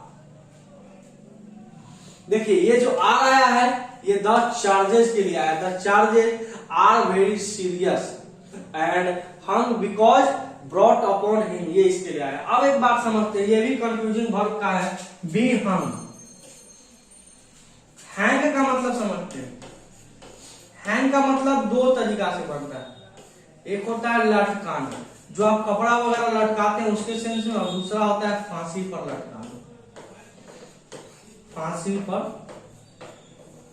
लटकाना। तो इसका V2 और भीटर दोनों अलग अलग होता है। वो कैसे, जब आप कपड़ा वगैरह तो हैंग हंग और हंग करते हैं, हैंग हंग करते हैं, मगर जब फांसी का पर लटकाने की बात होगा तो इसका V2 हैंग होता है और इसका भीटर हैंग होता है। तो ये कंफ्यूजिंग वर्ड पेयर का पार्ट था, वहां पर अगर पढ़े हुए रहते तो इस क्वेश्चन को आप आसानी से समझ आते, क्योंकि टेररिस्ट को फांसी पर आप लटका रहे हैं, कपड़ा नहीं लटका रहे हैं जो हंग लिखे हैं, यहाँ पर फांसी पर लटकाने की बात हो रही है, तो यहाँ पर हंग नहीं हैंग होना चाहिए। क्या होना चाहिए, हैंग। चलिए next question, hardly had he went out of the class. अब पहले ही पार्ट में इसमें इरर लिख दिया गया, हार्डली के बाद हैड, हैड के बाद बीटल। याद रखिएगा मेरे भाई, हैव, हैज और हैड, हैव, हैज और हैड के बाद कभी भी V2 का प्रयोग नहीं होता है, इसके बाद हमेशा V3 का प्रयोग होता है। और V2 अकेला आता है, V2 से पहले किसी भी प्रकार का हेल्पिंग वर्ब को लिखना गलत है। कहता है ना झुंड में तो सुअर आते हैं, शेर अकेला, तो ये V2 शेर है, ये अकेला आएगा, ये किसी के साथ नहीं आता है। तो यहाँ पर हैड नहीं, हैड ही वेंट नहीं होना चाहिए, गॉन होना चाहिए। तो पहले ही पार्ट में इधर हो गया, तो हम आगे वाक्य में क्यों पढ़े, मगर फिर भी पढ़ सकते हैं, याद रखिएगा। ए मॉब ऑफ, जैसे ही ए और उसके बीच में कुछ भी रहे, ऑफ नजर आए, ए डैश और ऑफ नजर आए, इसके बाद हमेशा प्लूरल नाउन का प्रयोग करते हैं। ये कॉन्सेप्ट होता है, ये कलेक्टिव नाउन, नाउन का एक पार्ट है जिसमें आपको पेयर्स बहुत सारा पढ़ना पड़ेगा, सेट ऑफ, ये सब पढ़ना होता है, उसमें हमेशा प्लूरल नाउन का प्रयोग करते हैं। इस ए को देखकर आप यहाँ पर स्टूडेंट नहीं करिएगा। The chief minister said that his party would not repeat the mistake done by the previous government. The chief minister said that, हम अभी पढ़ाए said के साथ that सही होता है, said के साथ बदल, ये इस पार्ट में कोई डर नहीं। His party, ये भी से would not repeat the mistake, उसकी पार्टी ने ये मिस्टेक्स नहीं किया। तो would not के बाद given, ये भी ठीक नजर आ रहा है। mistake done by, याद रखिए, आप जैसे ही मिस्टेक आ गया तो मिस्टेक को आप मेक अ मिस्टेक करते हैं, मेक अ मिस्टेक, जैसे मेक अ नॉइज करते हैं, जैसे मेक अ नॉइज करते हैं, उसी तरीका से मिस्टेक को डन नहीं, मिस्टेक को मेक करते हैं। तो यहाँ पर होना चाहिए made by the previous government. Mistake को हमेशा मेक किया जाता है, ये फ्रेज होता है, यहाँ पर याद रखिएगा, डन नहीं कहता। डू द वर्क, आप कोई काम करते हैं तब लिखते हैं do this work, do that work, तो काम करने के सेंस में डू और मेक गलती करें, ठीक है। Mister Mehra is very drunk so he can not tell me even his father's name. Mister Mehra इतना ज्यादा पी लिए कि वो अपना पिताजी का नाम ही भूल गए। चलिए आप समझते हैं, इज अपने आप में क्या हुआ, हेल्पिंग वर्ब। हेल्पिंग वर्ब, अगर इसको मेन वर्ब बना देते हैं तो ये हो गया एडवर्ब, वेरी। तो एडवर्ब के बाद एडजेक्टिव आना चाहिए, किसी भी एडवर्ब के बाद एडजेक्टिव आता है, या एडजेक्टिव से पहले इसको एडवर्ब, इस तरह से समझ सकते हैं। तो ड्रिंक, यहां एक कंफ्यूजन से दे दिया, ड्रिंक, ड्रंक, ड्रंक और ड्रंकेड। देखिए आपको पता है दुनिया का कोई भी वर्ब थ्री है वो एडजेक्टिव का भी काम करता है, पास्ट पार्टिसिपल, मगर ड्रिंक का जब पास्ट पार्टिसिपल एडजेक्टिव बनाना होता है वो ड्रंकेन होता है, ड्रंक नहीं होता। ये वाला पास्ट पार्टिसिपल एडजेक्टिव के रूप में आप प्रयोग करते हैं। तो यहाँ पर ड्रंक नहीं होना चाहिए, यहाँ पर होना चाहिए ड्रंक। क्यों? क्योंकि हमको एडजेक्टिव चाहिए, वेरी एडवर्ब हुआ, एडवर्ब के बाद एडजेक्टिव। हाँ, अगर वेरी नहीं रहता तब हम ड्रंक अपने आप में सही था, क्योंकि इज हेल्पिंग वर्ब हो जाता और ये ड्रंकेन मेन वर्ब तब हो जाता। यहाँ पर ये भी कंफ्यूजिंग वर्ब पेयर का ही है, तो सर इसको याद करेंगे कोई जरूरी नहीं, पढ़िए, 2 बार पढ़िए, इस वीडियो को 2 बार और देखिए, आपने समझ में आएगा। चलिए next question, if I know that my friend had to visit the town today I would have made his stay confirm.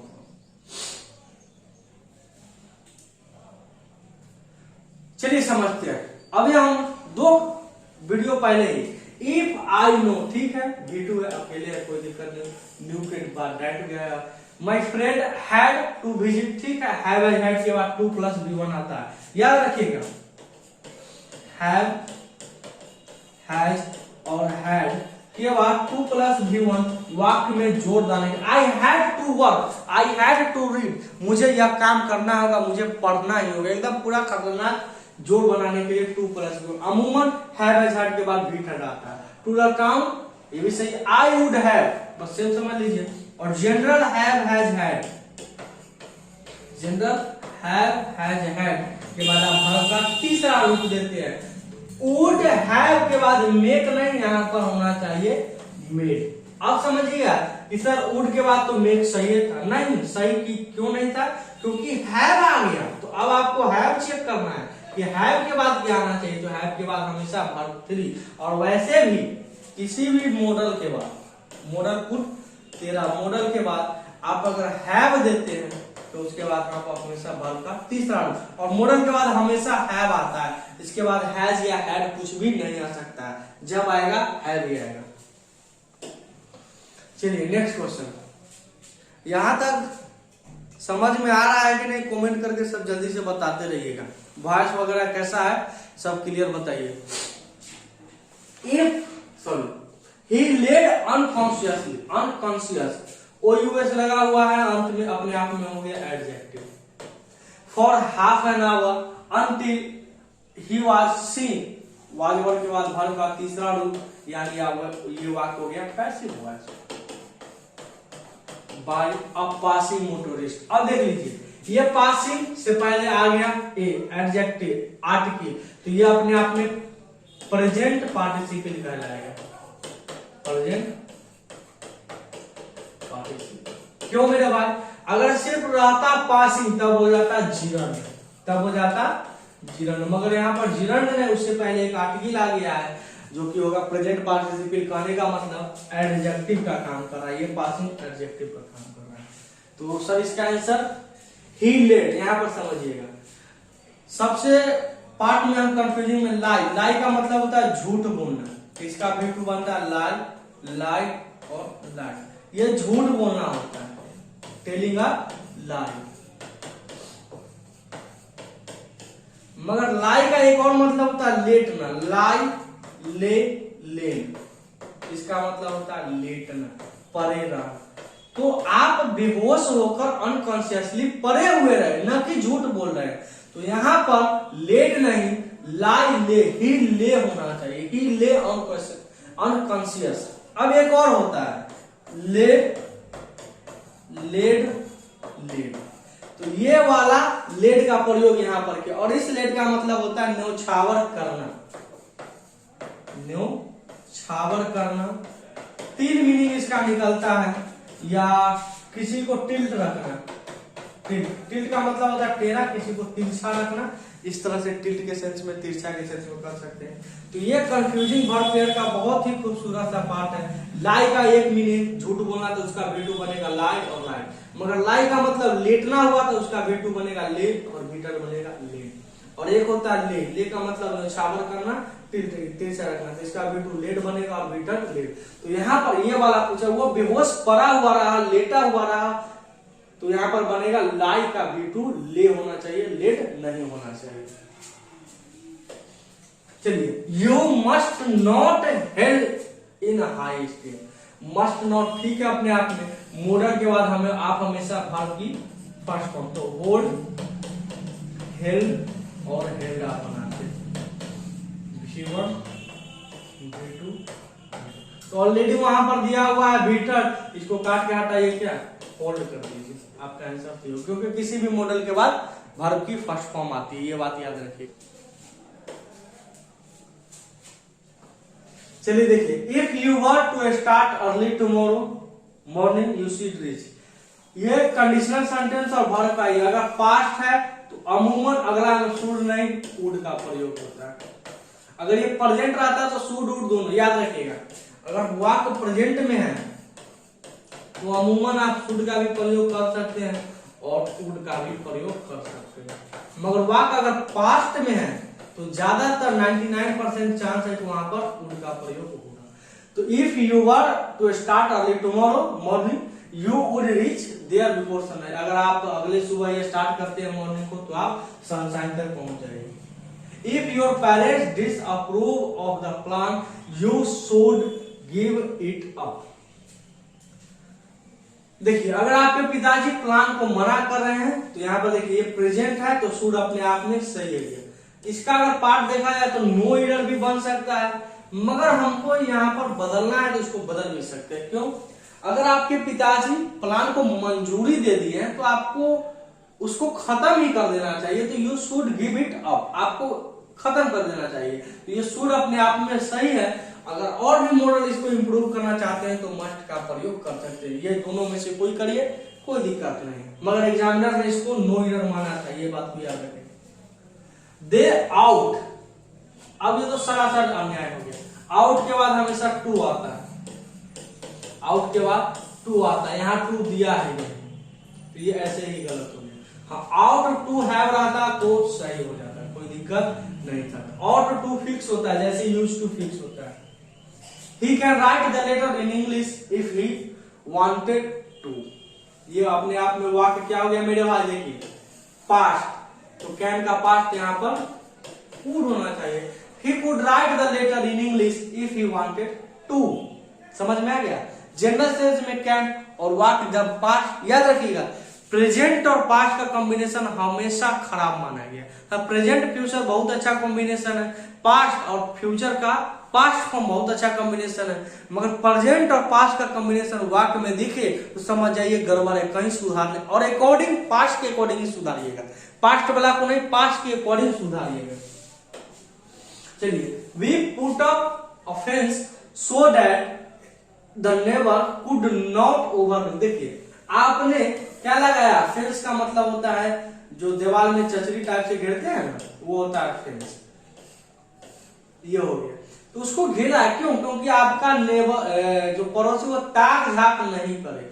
तो यहाँ पर पॉसिबिलिटी की बात करें, रेयर पॉसिबिलिटी की नहीं, तो यहाँ पर होना चाहिए माइट, क्यों? ताकि आपका जो पड़ोसी वो ताक झाक न के बराबर करे, और न के बराबर करने के लिए माइट का प्रयोग करता है। कुड का प्रयोग रेयर पॉसिबिलिटी के लिए किया जाता है, रेयर पॉसिबिलिटी के लिए क्या था, रेयर पॉसिबिलिटी के लिए, मगर माइट का प्रयोग माने नगण्य के सेंस में क्या आता है, नगण्य। नगण्य पाने का मतलब हो गया कि जहां पर 5%, 100 में 5, मगर रेयर का मतलब हजारों लाखों करोड़ों में इकाई, वो होता है रेयर, और माइट का मतलब हो गया इकाई। I was afraid that if I asked her again she may refuse। देखिए प्रेजेंट और पास्ट का कॉम्बिनेशन कभी भी अच्छा नहीं, तो यहाँ पर वाज और यहाँ पर में, तो पास्ट के अकॉर्डिंग अगला को बदल दीजिए, सी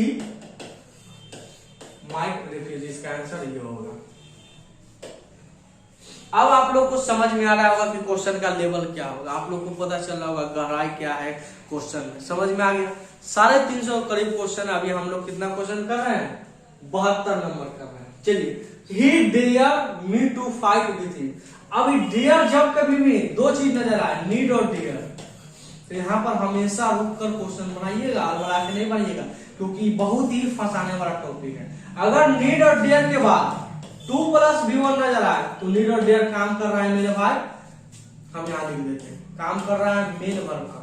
अगर नीड और डेयर के बाद सिर्फ V1 नजर आए तो काम कर रहा है ये नीड और डेयर हेल्पिंग वर्ब का। अब इसको इस तरह से लिखे, मतलब ये नीड और डेयर ही समझ लीजिएगा।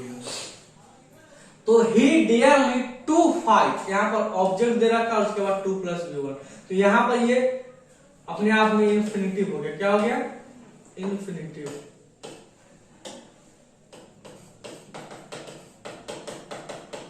जब इंफिनिटिव हो गया तब यहाँ पर डेयर नहीं मेन वर्ब हो गया, और मेन वर्ब के अकॉर्डिंग जैसा सब्जेक्ट रहेगा उसके अकॉर्डिंग हम वर्ब का प्रयोग करेंगे।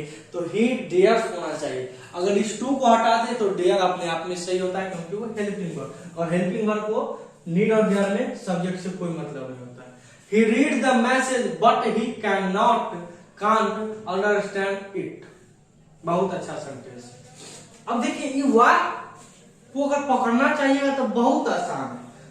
ही अपने आप में होता है सिंगुलर, और या तो यहाँ पर सिंगुलर के साथ होना चाहिए रीड्स, पहला गलती ये। मगर एग्जामिनर माना है 3 नंबर एग्जाम, तो 3 नंबर में गलती है।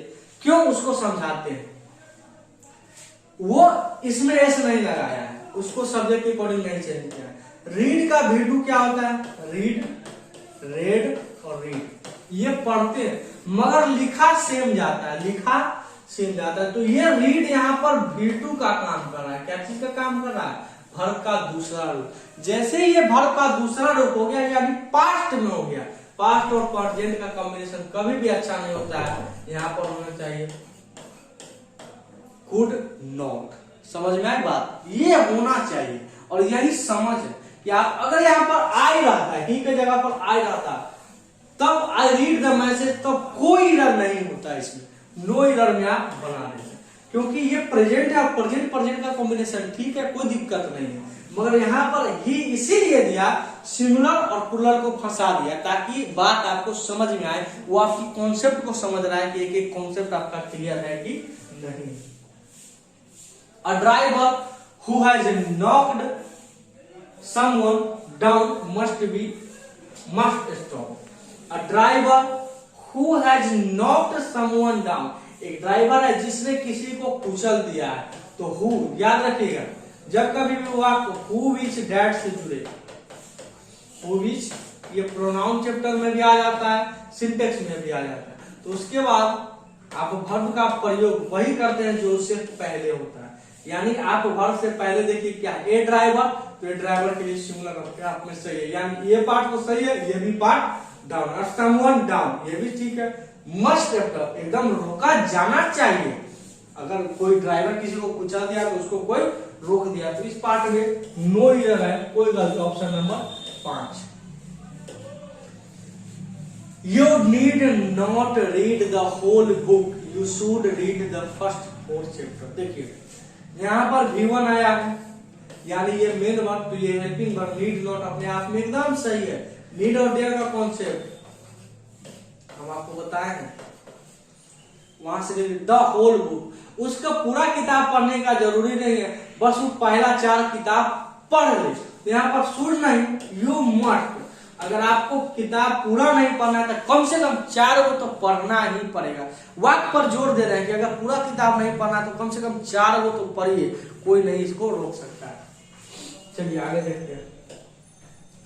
He has a house in London and another in Paris, so should be rich। आपके पास एगो लंदन और एगो पेरिस में मकान है, तो अमूमन आप जरूर ही उसमें क्या है, आप शुड का मतलब होता चाहिए, पॉसिबिलिटी। यहाँ पर एकदम 100% आप रिच ही होइएगा, क्योंकि गरीब आदमी को लंदन पेरिस में मकान नहीं हो सकता है, तो आप अमूमन 100% आप रिच हो गए। तो मस्ट ज्यादा पॉसिबिलिटी जोड़ देने के लिए क्या होता है, यहाँ पर मस्ट का प्रयोग सही था, शुड नहीं होना चाहिए। Every morning he might kiss his beloved and set off the work। प्रत्येक सुबह वह अपने बिलव का मतलब होता है मासूका प्रेमिका को क्या करता है, किस करता है और काम के लिए दफा हो जाता है, चला जाता है। अरे प्रत्येक मॉर्निंग, रोज सुबह का माइट किस, यहाँ माइट का मतलब होता है नगन पॉसिबिलिटी, तो ही कुड कर दीजिए, ही उड़ को यहाँ पर उड़ कर दीजिए। हाँ भाई रोज करता है, कोई जनरल सेंस बना दी। माइट का मतलब तो होता है नगन पॉसिबिलिटी, तो रोज नगन पॉसिबिलिटी में किस करके आएगा, तो यहाँ पर माइट का प्रयोग गलत। Every morning, his wife used to welcome him home and ask him to tell her about his day. अब इतना बड़ा क्वेश्चन को कैसे बनाइएगा? Every evening, कोई दिक्कत नहीं, his wife singular, used to model अपने आप में सही जा रहा है, पास्ट के हैबिट को, उसके बाद वर्ब का पहला रूप भी ला दिया है, ये भी सही है, और him वेलकम हिम होम, उनका स्वागत घर में करती है, और एंड आस्क, देखिए and ask him to tell, ये भी सही है। और याद रखिए एंड हमेशा सेम चीजों को जोड़ता है, सेम थिंग को जोड़ता है। देखिए यहां पर यूज V2 और आस्क, ये भी V2, एंड हमेशा सेम चीज को जोड़ता है, याद रखिएगा। और जोड़ा, अमूमन जोड़ा भी सेम चीज को जाता है। आप आम और कटहल को नहीं जोड़ सकते हैं। हम बोले 5 आम 2 आम जोड़िए, तब आप जोड़ दीजिएगा 7। हम बोले 5 आम 2 कटहल जोड़िए, तो नहीं जुटेगा, 5 आम 2 कटहल रहेगा, वही बात हो गया। एंड हमेशा सेम चीज को जोड़ता है। Him to tell her about his day, समझ में आ गया होगा कि इसमें कोई पार्ट है, वहां भी V2 और सेम ही दे रहा है, मोरल के बाद V3 दे रहा है, about her, to tell her about his day, ये भी सही है क्योंकि ये यहाँ पर हिज वाइफ और यहाँ पर हिज डे, उसकी पत्नी और उसका दिन का बात हो रहा है, तो ये सही, इसमें नो एरर होगा इस वाले सेंटेंस में। चलिए, if I hadn't seen the car public may have been killed। चलिए, हैड अपने आप में क्या होता है मेरे भाई, पास्ट, तो पास्ट और प्रेजेंट का कॉम्बिनेशन कभी अच्छा नहीं बना, तो यहाँ में नहीं, यहाँ पर माइट। अब एक चीज हम समझाते हैं, कैन का पास्ट बनाना हो तो कुड, मे का पास्ट बनाना हो माइट, शैल का पास्ट बनाना हो शुड, विल का पास्ट बनाना हो। इस बात को याद रखिएगा, ये 4 होता है, इस बात को हमेशा याद रखिएगा। नेक्स्ट क्वेश्चन देखते हैं। People are not as careful as they must be and drop your hand. Are not careful, they must be and drop your answer. People को इतना केयरफुल नहीं है कि वो मस्ट बी, यहाँ पर मस्ट का प्रयोग सही नहीं लग रहा है, क्योंकि आप पीपल को जबरदस्ती नहीं कर सकते हैं भाई। People are not as careful as they must be and drop your answer. तो यहाँ पर ये मस्ट की जगह कोई दूसरा उड वगैरह या जनरल सेंस में शैल भी लगा दीजिए, चलेगा, मस्ट का प्रयोग नहीं होना चाहिए। समझ में आ गई? अब देखिए, at the end of the examination you must check your answer. At the end of the examination, ये सही है, the examination, you must check, आपको चेक करना चाहिए। इसका 2 आंसर हो सकता है। पहला कि इसमें नो ईडर, वाक्य को अगर जोरदार, हाँ एग्जामिनेशन के एंड में आपको हमेशा आंसर को चेक करना चाहिए, जरूरी है, मगर हम माने कि आप जबरदस्ती किसी को कैसे करा सकिएगा, यहाँ पर मस्ट नहीं होना चाहिए। यहाँ पर eight the end of the examination you should, क्यों? क्योंकि शुड आप सलाह दे सकते हैं ना भाई, किसी चीज को हम चेक करें कुछ, ये तो नैतिक शिक्षा नहीं ना है कि हाँ बड़ों का आदर करो, उसमें आप जोड़ दीजिएगा कि नहीं ये करना ही होगा, मगर क्वेश्चन मेरा है, हम चेक करेंगे, हम एक ही बार में सही बना, तो आप इसमें जोर नहीं दे सकते। तो यहाँ पर शुड का प्रयोग ज्यादा सही है मस्ट की अपेक्षा। बाकी आप देख लीजिए एग्जामिनर क्या सही है, अगर नो ईडर मारा है तो वो भी सही है, और इस पार्ट में ईडर है तो वहां पर मस्ट की जगह शुड होगा। द पीपल्स का मतलब होता है अमूमन लोग, must not go to the meeting if they don't want to. Same बात हो गई, अगर लोग जाना पसंद किसी मीटिंग में नहीं करते हैं तो आप उसको जबरदस्ती नहीं कर सकते हैं। जबरदस्ती नैतिक शिक्षा में गया था कि ट्रैफिक का नियम पालन करो, सरकारी काम में होता है कि स्ट्रिक्टली फॉलो करवाना होता है, मगर जनरल बात है कि भाई मीटिंग में हम जाए चाहे नहीं है, ये तो मेरे ऊपर है। तो एग्जामिनर जो अगर नो ईडर है तो कोई दिक्कत नहीं, अगर यहाँ पर होगा तो यहाँ पर शुड नॉट ज्यादा सही है, क्योंकि आप सिर्फ उसको एडवाइस कर सकते हैं। शुड का प्रयोग एडवाइस के लिए होता है, मस्ट का ही प्रयोग एडवाइस के लिए होता है, मगर वो वाक्य में जोरदार बनाने के लिए होता है, वाक्य में जोर देने के लिए होता है। You must be please to hear that I have already got the ticket. Must के बाद भी आया है और इसके बाद वर्ब का तीसरा रूप ये भी सही, टू हियर दैट। प्लीज एक मेन वर्ब आ गया तो दूसरा को इंफिनिटिव बना दिया, ये भी सही। दैट आई हैव, ये मस्ट है, ये प्रेजेंट में चल रहा है, ये भी सही। मगर यहाँ दिक्कत क्या है सोच समझिए। यहाँ पर प्लीज या इंट्रोड्यूस के बाद टू आता है और उसके बाद V1 आता है और उसके बाद दैट क्लॉज स्टार्ट होता है। तो यहाँ पर जनरली अमूमन प्लीज से पहले मस्ट भी नहीं होना चाहिए, यहाँ पर वर्ब की फॉर्म होना चाहिए, वर्ब की फॉर्म सॉरी नहीं, बी की फॉर्म होनी चाहिए। तो यू आर प्लीज होना, इंट्रोड्यूस होना ज्यादा सही है, यू मस्ट भी करना उचित नहीं है। यहाँ पर बी की फॉर्म ज्यादा सही है, मॉडल का प्रयोग। प्लीज इंट्रोड्यूस के पहले आप बी का फॉर्म प्रयोग करिए, ये एकदम सही है, इस बात को याद रखिएगा। बी और प्लीज और इंट्रोड्यूस से पहले मॉडल सही है, मगर बी का फॉर्म होना ज्यादा जरूरी। तो मस्ट के जगह पर यू आर कर सकते हैं, हैव कर सकते हैं, कुछ भी कर सकते हैं। I have friends who should love to stay at home but they have to go to work. मेरे पास ऐसे दोस्त हैं, हैव के बाद एडजेक्टिव और हु शुड, जो पसंद करते हैं, तो शुड तो मोरल ऑब्लिगेशन के लिए आता है, एडवाइस के लिए आता है, यहाँ पर शुड नहीं होना चाहिए। Who would love stay at home, जो रहना पसंद करते हैं, और जहां पर एडवाइस की बात हो, जहां पर मोरल ऑब्लिगेशन की बात हो, वहां पर शुड का प्रयोग होता है। इन जनरल सेंस में वुड ही ज्यादा होता है, कंडीशनल सेंटेंस और टेंस में इसमें से पढ़ेंगे हम लोग। His mother thinks that somebody must have dared him। देखिए, his mother thinks सही जा रहा है, कोई दिक्कत नहीं है। That somebody must मॉडल आया, उसके बाद have और have के बाद वर्ब की तीसरा रूप। मगर नीड और डेयर से पहले हमेशा याद रखिएगा, नीड और डेयर बड़ा काम का चीज है। नीड और डेयर के बाद आप चेक करिए कि आखिर है क्या। जब ई मेन वर्ब हो गया तो आगे टू प्लस V1 होना चाहिए, यहाँ पर हिम टू स्टिल होना चाहिए। अगर आप सिर्फ उसको मेन वर्ब बनाते हैं तो इसको हेल्पिंग वर्ब, डेयर में तो कोई छेड़छाड़ नहीं होना चाहिए। मस्ट हैव डेयर, पूरा सेंटेंस ही गलत हो जाता है।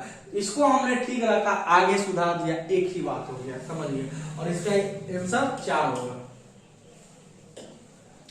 आई dare not to ask her for any more money. चलिए समझते हैं। 2 + V1 क्या हो गया? इंफिनिटिव। 2 + V1 इंफिनिटिव, इंफिनिटिव हो गया, यानी ये डेयर नॉट मेन वर्ब का काम करेगा। तो मेन वर्ब में आप नॉट थोड़ी लगा सकते हैं, आप लिख लीजिए आई डू नॉट डेयर। यहां पर इस डेयर के बदला ये लिख दीजिए। अगर नहीं इसको सेम रखना चाहते हैं तो यहाँ पर टू आस्क को काट कर क्या कर दीजिए, सीधे आस्क कर दीजिए। I dare not ask her for any more money. समझ में आ गई? अगर इसमें इसको रखना है डेयर नॉट को तो आगे आस्क कर दीजिए, अगर टू आस्क को रखना है तो इसको रख दीजिए। अब देख लीजिए कि क्वेश्चन में क्या गलती है। मेरे समझ से इस पार्ट में ही एरर होना चाहिए, 2 पार्ट में। Veena told her husband he need not to worry. Veena ने अपने हस्बैंड को बताया कि उसको वरी होने की जरूरत नहीं। तो नीड नॉट आ गया, नीड और डेयर का कॉन्सेप्ट आया मेरे भाई। नीड और डेयर में आप लगाए हुए हैं नोट, यानी वो हेल्पिंग वर्ब की तरह काम कर रहा है। इसको मेन वर्ब बनाना होगा और मेन वर्ब बनाने के लिए वरी, टू वरी का प्रयोग एकदम गलत है, क्योंकि नीड और डेयर के बाद 2 + V1 जब भी आएगा तो वो मेन वर्ब होता है। अगर नीड और डेयर से को हेल्पिंग वर्ब का काम कराना है तो इसके बाद सिर्फ और सिर्फ V1। देखिए अभी तक इतना क्वेश्चन किए और नीड और डेयर से कितना ज्यादा क्वेश्चन है। हमको लगता है मॉडल में सबसे ज्यादा क्वेश्चन तो नीड और डेयर से ही है। If I lived in the country side I would be much healthier. ठीक है बात। If I lived in the country side, अगर मैं देश के उस पार रहता, विदेश में रहता, तो I would be much healthier, यानी मैं यहाँ पर ज्यादा भी हो सकता हूं। तो कुड का प्रयोग तो रेयर पॉसिबिलिटी के लिए होता है, रेयर पॉसिबिलिटी के लिए होता है। आपको यहाँ पर कुड के जगह पर माइट या कुछ और का प्रयोग करना है, आंसर पता होना चाहिए। अब इतना हम क्वेश्चन करवा दिए हैं कि आपको पता हो गया होगा कि कहां पर क्या आंसर होना चाहिए सही पर। चलिए, if you had caught the earlier train we would have travelled together. चलिए समझते हैं। एक हम कंडीशनल सेंटेंस का यहाँ रूल करवा देते हैं। इफ के बाद अगर पास्ट परफेक्ट है, इफ के बाद पास्ट परफेक्ट है, तो जो अगला सेंटेंस होगा वो वुड हैव से स्टार्ट, वुड हैव के बाद भरते। तो देखिए, इफ यू हैड कॉट ठीक ही जा रहा है, तो यू हैव, वुड हैव ज्यादा सही है। ये एग्जांपल में कोई एरर नहीं है, क्योंकि कंडीशनल सेंटेंस का रूल होता है, याद रखिएगा। इफ के बाद अगर पास्ट परफेक्ट है तो आगे वुड हैव से ही स्टार्ट होता है। इफ के बाद had cot, past perfect, would have से स्टार्ट हो रहा है। समझ में आ गई होगी बात। If a developing country will become a developed country, it has to attract foreign investor. अगर एक डेवलपिंग कंट्री बन जाता है डेवलप्ड कंट्री, तो वो ज्यादा विदेशी इन्वेस्टर को अपने आप को अट्रैक्ट कर सकता है। चलिए समझते हैं। इफ आ डेवलपिंग कंट्री, अब देख लीजिए, ये अपने आप में पार्टिसिपल हुआ। क्या हुआ? पार्टिसिपल, क्योंकि इससे पहले आर्टिकल आ गया। अगर नहीं रहता तो चिन्ह। यहां देख लीजिए, भारत का तीसरा रूप है, उससे पहले आर्टिकल, तो ये भी पार्टिसिपल है और ये भी एडजेक्टिव ही है। इफ याद रखिएगा, एक चीज हम राम बांध देते हैं, इफ वाला सेंटेंस में कभी भी फ्यूचर का प्रयोग नहीं होगा। इफ वाला सेंटेंस में कभी भी फ्यूचर, कंडीशनल सेंटेंस में तो आपको समझिए, वो हम एग्जैक्ट अपडेट दे दिए कि हर क्वेश्चन को बना दीजिए। इफ वाला पार्ट कभी भी फ्यूचर में नहीं हो सकता है। अब पहले पार्ट फ्यूचर में लिख दिया, तो या तो लिख दीजिए if a developing country becomes, अगर बन जाता है, या इस आर को, आर या इज दूसरा बी का फॉर्म लगाकर भी भर, मगर यहाँ पर बिकम्स ज्यादा सही है, ज्यादा छेड़छाड़ मत करिए। इफ वाला पार्ट कभी भी फ्यूचर में नहीं हो सकता, सही तो है। और इफ के बाद इफ सिंगुलर, इसके बाद हैज, सही ही लगाया है। फॉरेन इन्वेस्टर, एक से ज्यादा इन्वेस्टर को लुभाएगा। When capital punishment was abolished, people thought that murder will become more numerous. समझते हैं? कैपिटल पनिशमेंट एक फ्रेज होता है, कैपिटल पनिशमेंट एक फ्रेज होता है, और इसका मतलब होता है डेथ, मौत, मौत की सजा। आप कहते हैं ना फला मुजरिम को मौत की सजा सुनाई जाती है, तो कैपिटल पनिशमेंट कर दीजिए, इसका मतलब भी होता है डेथ, सीधा सा मौत की सजा। वाज एबॉलिश्ड, पास्ट, और यहाँ पर भी पास्ट का फ्यूचर कभी अच्छा हुआ है, इसका विल का फ्यूचर फॉर्म दे, पास्ट फॉर्म दे दीजिए वुड, अब सही हो गया। When capital punishment was abolished, people thought that murderers would become more numerous. समझ में आ रही होगी, तो यहाँ पर would का प्रयोग ज्यादा हो सकती है, ज्यादा सही है। When the publisher is not busy, he uses to talk. वाह वाह वाह, ये present is not busy, ये busy adjective। He uses to, used to का प्रयोग होता है, uses to नाम का कोई शब्द होता नहीं है। या तो आप सीधे से लिख लीजिए he uses to talking, या he used to talk कर सकते हैं, ये सही है। यूज और टू का कोई कॉम्बिनेशन होता है, यूज टू फ्रेज होता है, ऐसे कोई होता नहीं है। लिख सकते हैं ही आर यूज, ऐसे कर सकते हैं, ही इज यूज कर सकते हैं, ये भी सही है। मगर यूज टू ही आता है, यूज टू नाम का कोई चीज होता नहीं। चलिए, बी रीडिंग क्विकली, जल्दी से पढ़ना। I could finish the book before the library closed. Library को क्लोज होने से पहले मैं फिनिश कर सकता हूँ। तो ठीक है, फिनिश कर सकते हो ना भाई। तो कुड तो रेयर पॉसिबिलिटी होता है, अगर आप कुड का प्रयोग किया तो चांस है रेयर कि आप फिनिश करिएगा ही नहीं। तो यहाँ पर आई वुड फिनिश कर दीजिए, सबसे अच्छा आई वुड फिनिश।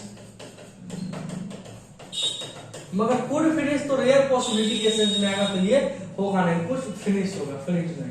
समझ में आ गई होगी बात। चलिए एक और क्वेश्चन देखते हैं। As I have already mention I could learn a great deal during the 2 years I spend in England. जैसा कि हमने मेंशन किया है, आई कुड लर्न, कुड फिर वही बात, रेयर पॉसिबिलिटी। जब आप इंग्लैंड में 2 साल रहिएगा तो कुछ से सीखिएगा, अरे बहुत कुछ सीखिएगा। यहाँ पर कुड हटा दीजिए, कुछ दूसरा मॉडल डाल दीजिए, आई लर्न ग्रेट, कुछ भी डाल सकते हैं, आपके ऊपर है, कोई दिक्कत नहीं है। आप जैसा मन उसको वैसा डाल सकते हैं। समझ में आ गई बात। यहाँ पर जो भी मन है सो डाल दीजिए। चलिए नेक्स्ट क्वेश्चन देखते हैं। The next generation can fly to the moon for their holiday. जो नेक्स्ट जनरेशन है वो अपना हॉलीडे मना सकती है। तो can fly to the moon, अरे भविष्य में जा रहा है, तो यहाँ पर can is able to fly. अरे भाई वो यहाँ पर जनरल फ्लाई की बात कर रही है। फ्लाई का मतलब होता है उड़ना, तो जनरेशन थोड़ी उड़ेगी। इज एबल टू, अब यहाँ पर सेंस बदला, बी का फॉर्म आप एबल टू लगा दीजिए, ये ज्यादा सही है। द सिचुएशन कंपेल्ड, अब थोड़ा सा इन्फिनिटिव जिरांड से क्वेश्चन आ गया। अब जो क्वेश्चन बन रहे हैं वो इन्फिनिटिव जिरांड और पार्टिसिपल से क्वेश्चन आ गया। यहां तक हमने मॉडल का क्वेश्चन देखा, समझ में आ गया। इन्फिनिटिव जिरांड पार्टिसिपल से अब क्वेश्चन आपके बन रहे हैं यहां से। अब यहां से समझते हैं। द सिचुएशन कंपेल्ड मी, इसको हम 100 क्वेश्चन कराकर पूरा करते हैं। 5 क्वेश्चन हम बिना कोई हिंट दिए वो करा देते हैं, बाकी जो कराएंगे उसमें आपको समझना है। और एक बार इन्फिनिटिव जिरांड आप लोग देख लीजिए कि कौन से वर्ब के बाद इन्फिनिटिव आता है, कौन से वर्ब के बाद पार्टिसिपल आता है। तो the situation compelled me, compelled एक ऐसा शब्द होता है जिसके बाद जिरांड का प्रयोग नहीं, इन्फिनिटिव का प्रयोग किया जाता है। तो टू राइट द बुक, ये हम 5 क्वेश्चन करा के खत्म कर रहे हैं। क्लास लंबा हो जाएगा, फिर अपलोड होने में समय लगेगा, एक्सपोर्ट होने में भी। देखिए अगला क्वेश्चन है, we want nothing but earn money. ये वांट ऐसा एक वर्ब होता है जिसके बाद आप सिर्फ इन्फिनिटिव टू प्लस यहाँ पर टू अर्न होना है। वैसे भी आप बचपन से ही बोलते जाते हैं, वांट के बाद आई वांट टू बिकम का प्रयोग करते हैं। बस ये किस कारण हुआ समझ लीजिएगा। वांट एक ऐसा वर्ब होता है जिसके बाद आप इन्फिनिटिव, हम अगले क्लास में पूरा गहराई से बताएंगे। यहाँ सिर्फ 5 क्वेश्चन है, समझ लीजिए। तो आई वांट टू बिकम ज्यादा सही है, यहाँ पर बिकम नहीं होना चाहिए। She was not ready, ready एक ऐसा वर्ब है जिसके बाद आप इन्फिनिटिव का प्रयोग करते हैं। तो यहाँ पर टू अपीयर होना चाहिए। क्या सर हमको इन्फिनिटिव याद नहीं? बस एक बार देखिए, क्योंकि बिना देखे तो और बिना मांगे तो कुछ मिलता ही नहीं, तो आपको कुछ करना ही पड़ेगा। समझ में आ गया। He was not ready to appear at the examination, वो एग्जामिनेशन में अपीयर होने के लिए तैयार नहीं है। माई वाइफ कांट अलाउ, चलिए यहां पर एक रूल समझा देते हैं। अलाउ हो, परमिट हो या प्रोमिस हो, ये 3 शब्द ऐसे हैं जिसके बाद इन्फिनिटिव भी आता है और जिरांड भी। अगर इसके बाद डायरेक्ट वर्ब लिखना हो तो आप जिरांड का प्रयोग करिए, मगर इसके बाद अगर ऑब्जेक्ट आ गया तब आप 2 प्लस V1 का प्रयोग करिए। अब चेक कर लीजिए कि अलाउ के बाद है क्या। अलाउ के बाद वर्ब आया है तो डायरेक्ट जिरांड सही है, मगर गलत कहाँ है सर? तो ये कैन के बाद आपको मॉडल क्या लिख रहा है, तो टू अलाउ नहीं, सीधे कर दीजिए my wife can not allow drinking. अब दोनों तरफ से सही हो गया, कैन के बाद मॉडल भी आ गया और मॉडल के बाद डायरेक्ट जिरांड। अलाउ, परमिट, प्रॉमिस, ये 3 ऐसे वर्ब होते हैं। और अगला क्वेश्चन इसके ऑब्जेक्ट के अकॉर्डिंग होगा। I did not allow her, देखिए अलाउ मॉडल के बाद V1 आ गया, कोई दिक्कत नहीं। अलाउ के बाद ऑब्जेक्ट आ गया है, तो जैसे ही ऑब्जेक्ट आए तो यहाँ पर वॉचिंग नहीं, टू वॉच होना चाहिए, इस बात को ध्यान रखिएगा। तो यहाँ पर 100 क्वेश्चन का सेट हमने समाप्त किया इस क्लास में। 100 क्वेश्चन, फिर अगले क्लास में 100, 125, 150 क्वेश्चन कर लेंगे, फिर अगले क्लास में 100, 125, 150 क्वेश्चन कर लेंगे। क्लास कैसा लगा कमेंट करके जरूर बताइएगा। क्वेश्चन कहाँ कहाँ का है ये भी बताइए आप। जब तक आप नहीं बताइएगा हमको पता कैसे चलेगा कि आप लोग पढ़ रहे हैं या नहीं पढ़ रहे हैं। अगर चैनल पर नया है तो बेल आइकन दबाकर चैनल को सब्सक्राइब कर लीजिए। मिलते हैं हम लोग नेक्स्ट वीडियो में, तब तक इस चैनल के साथ बने रहिए। आपका दिन शुभ, धन्यवाद।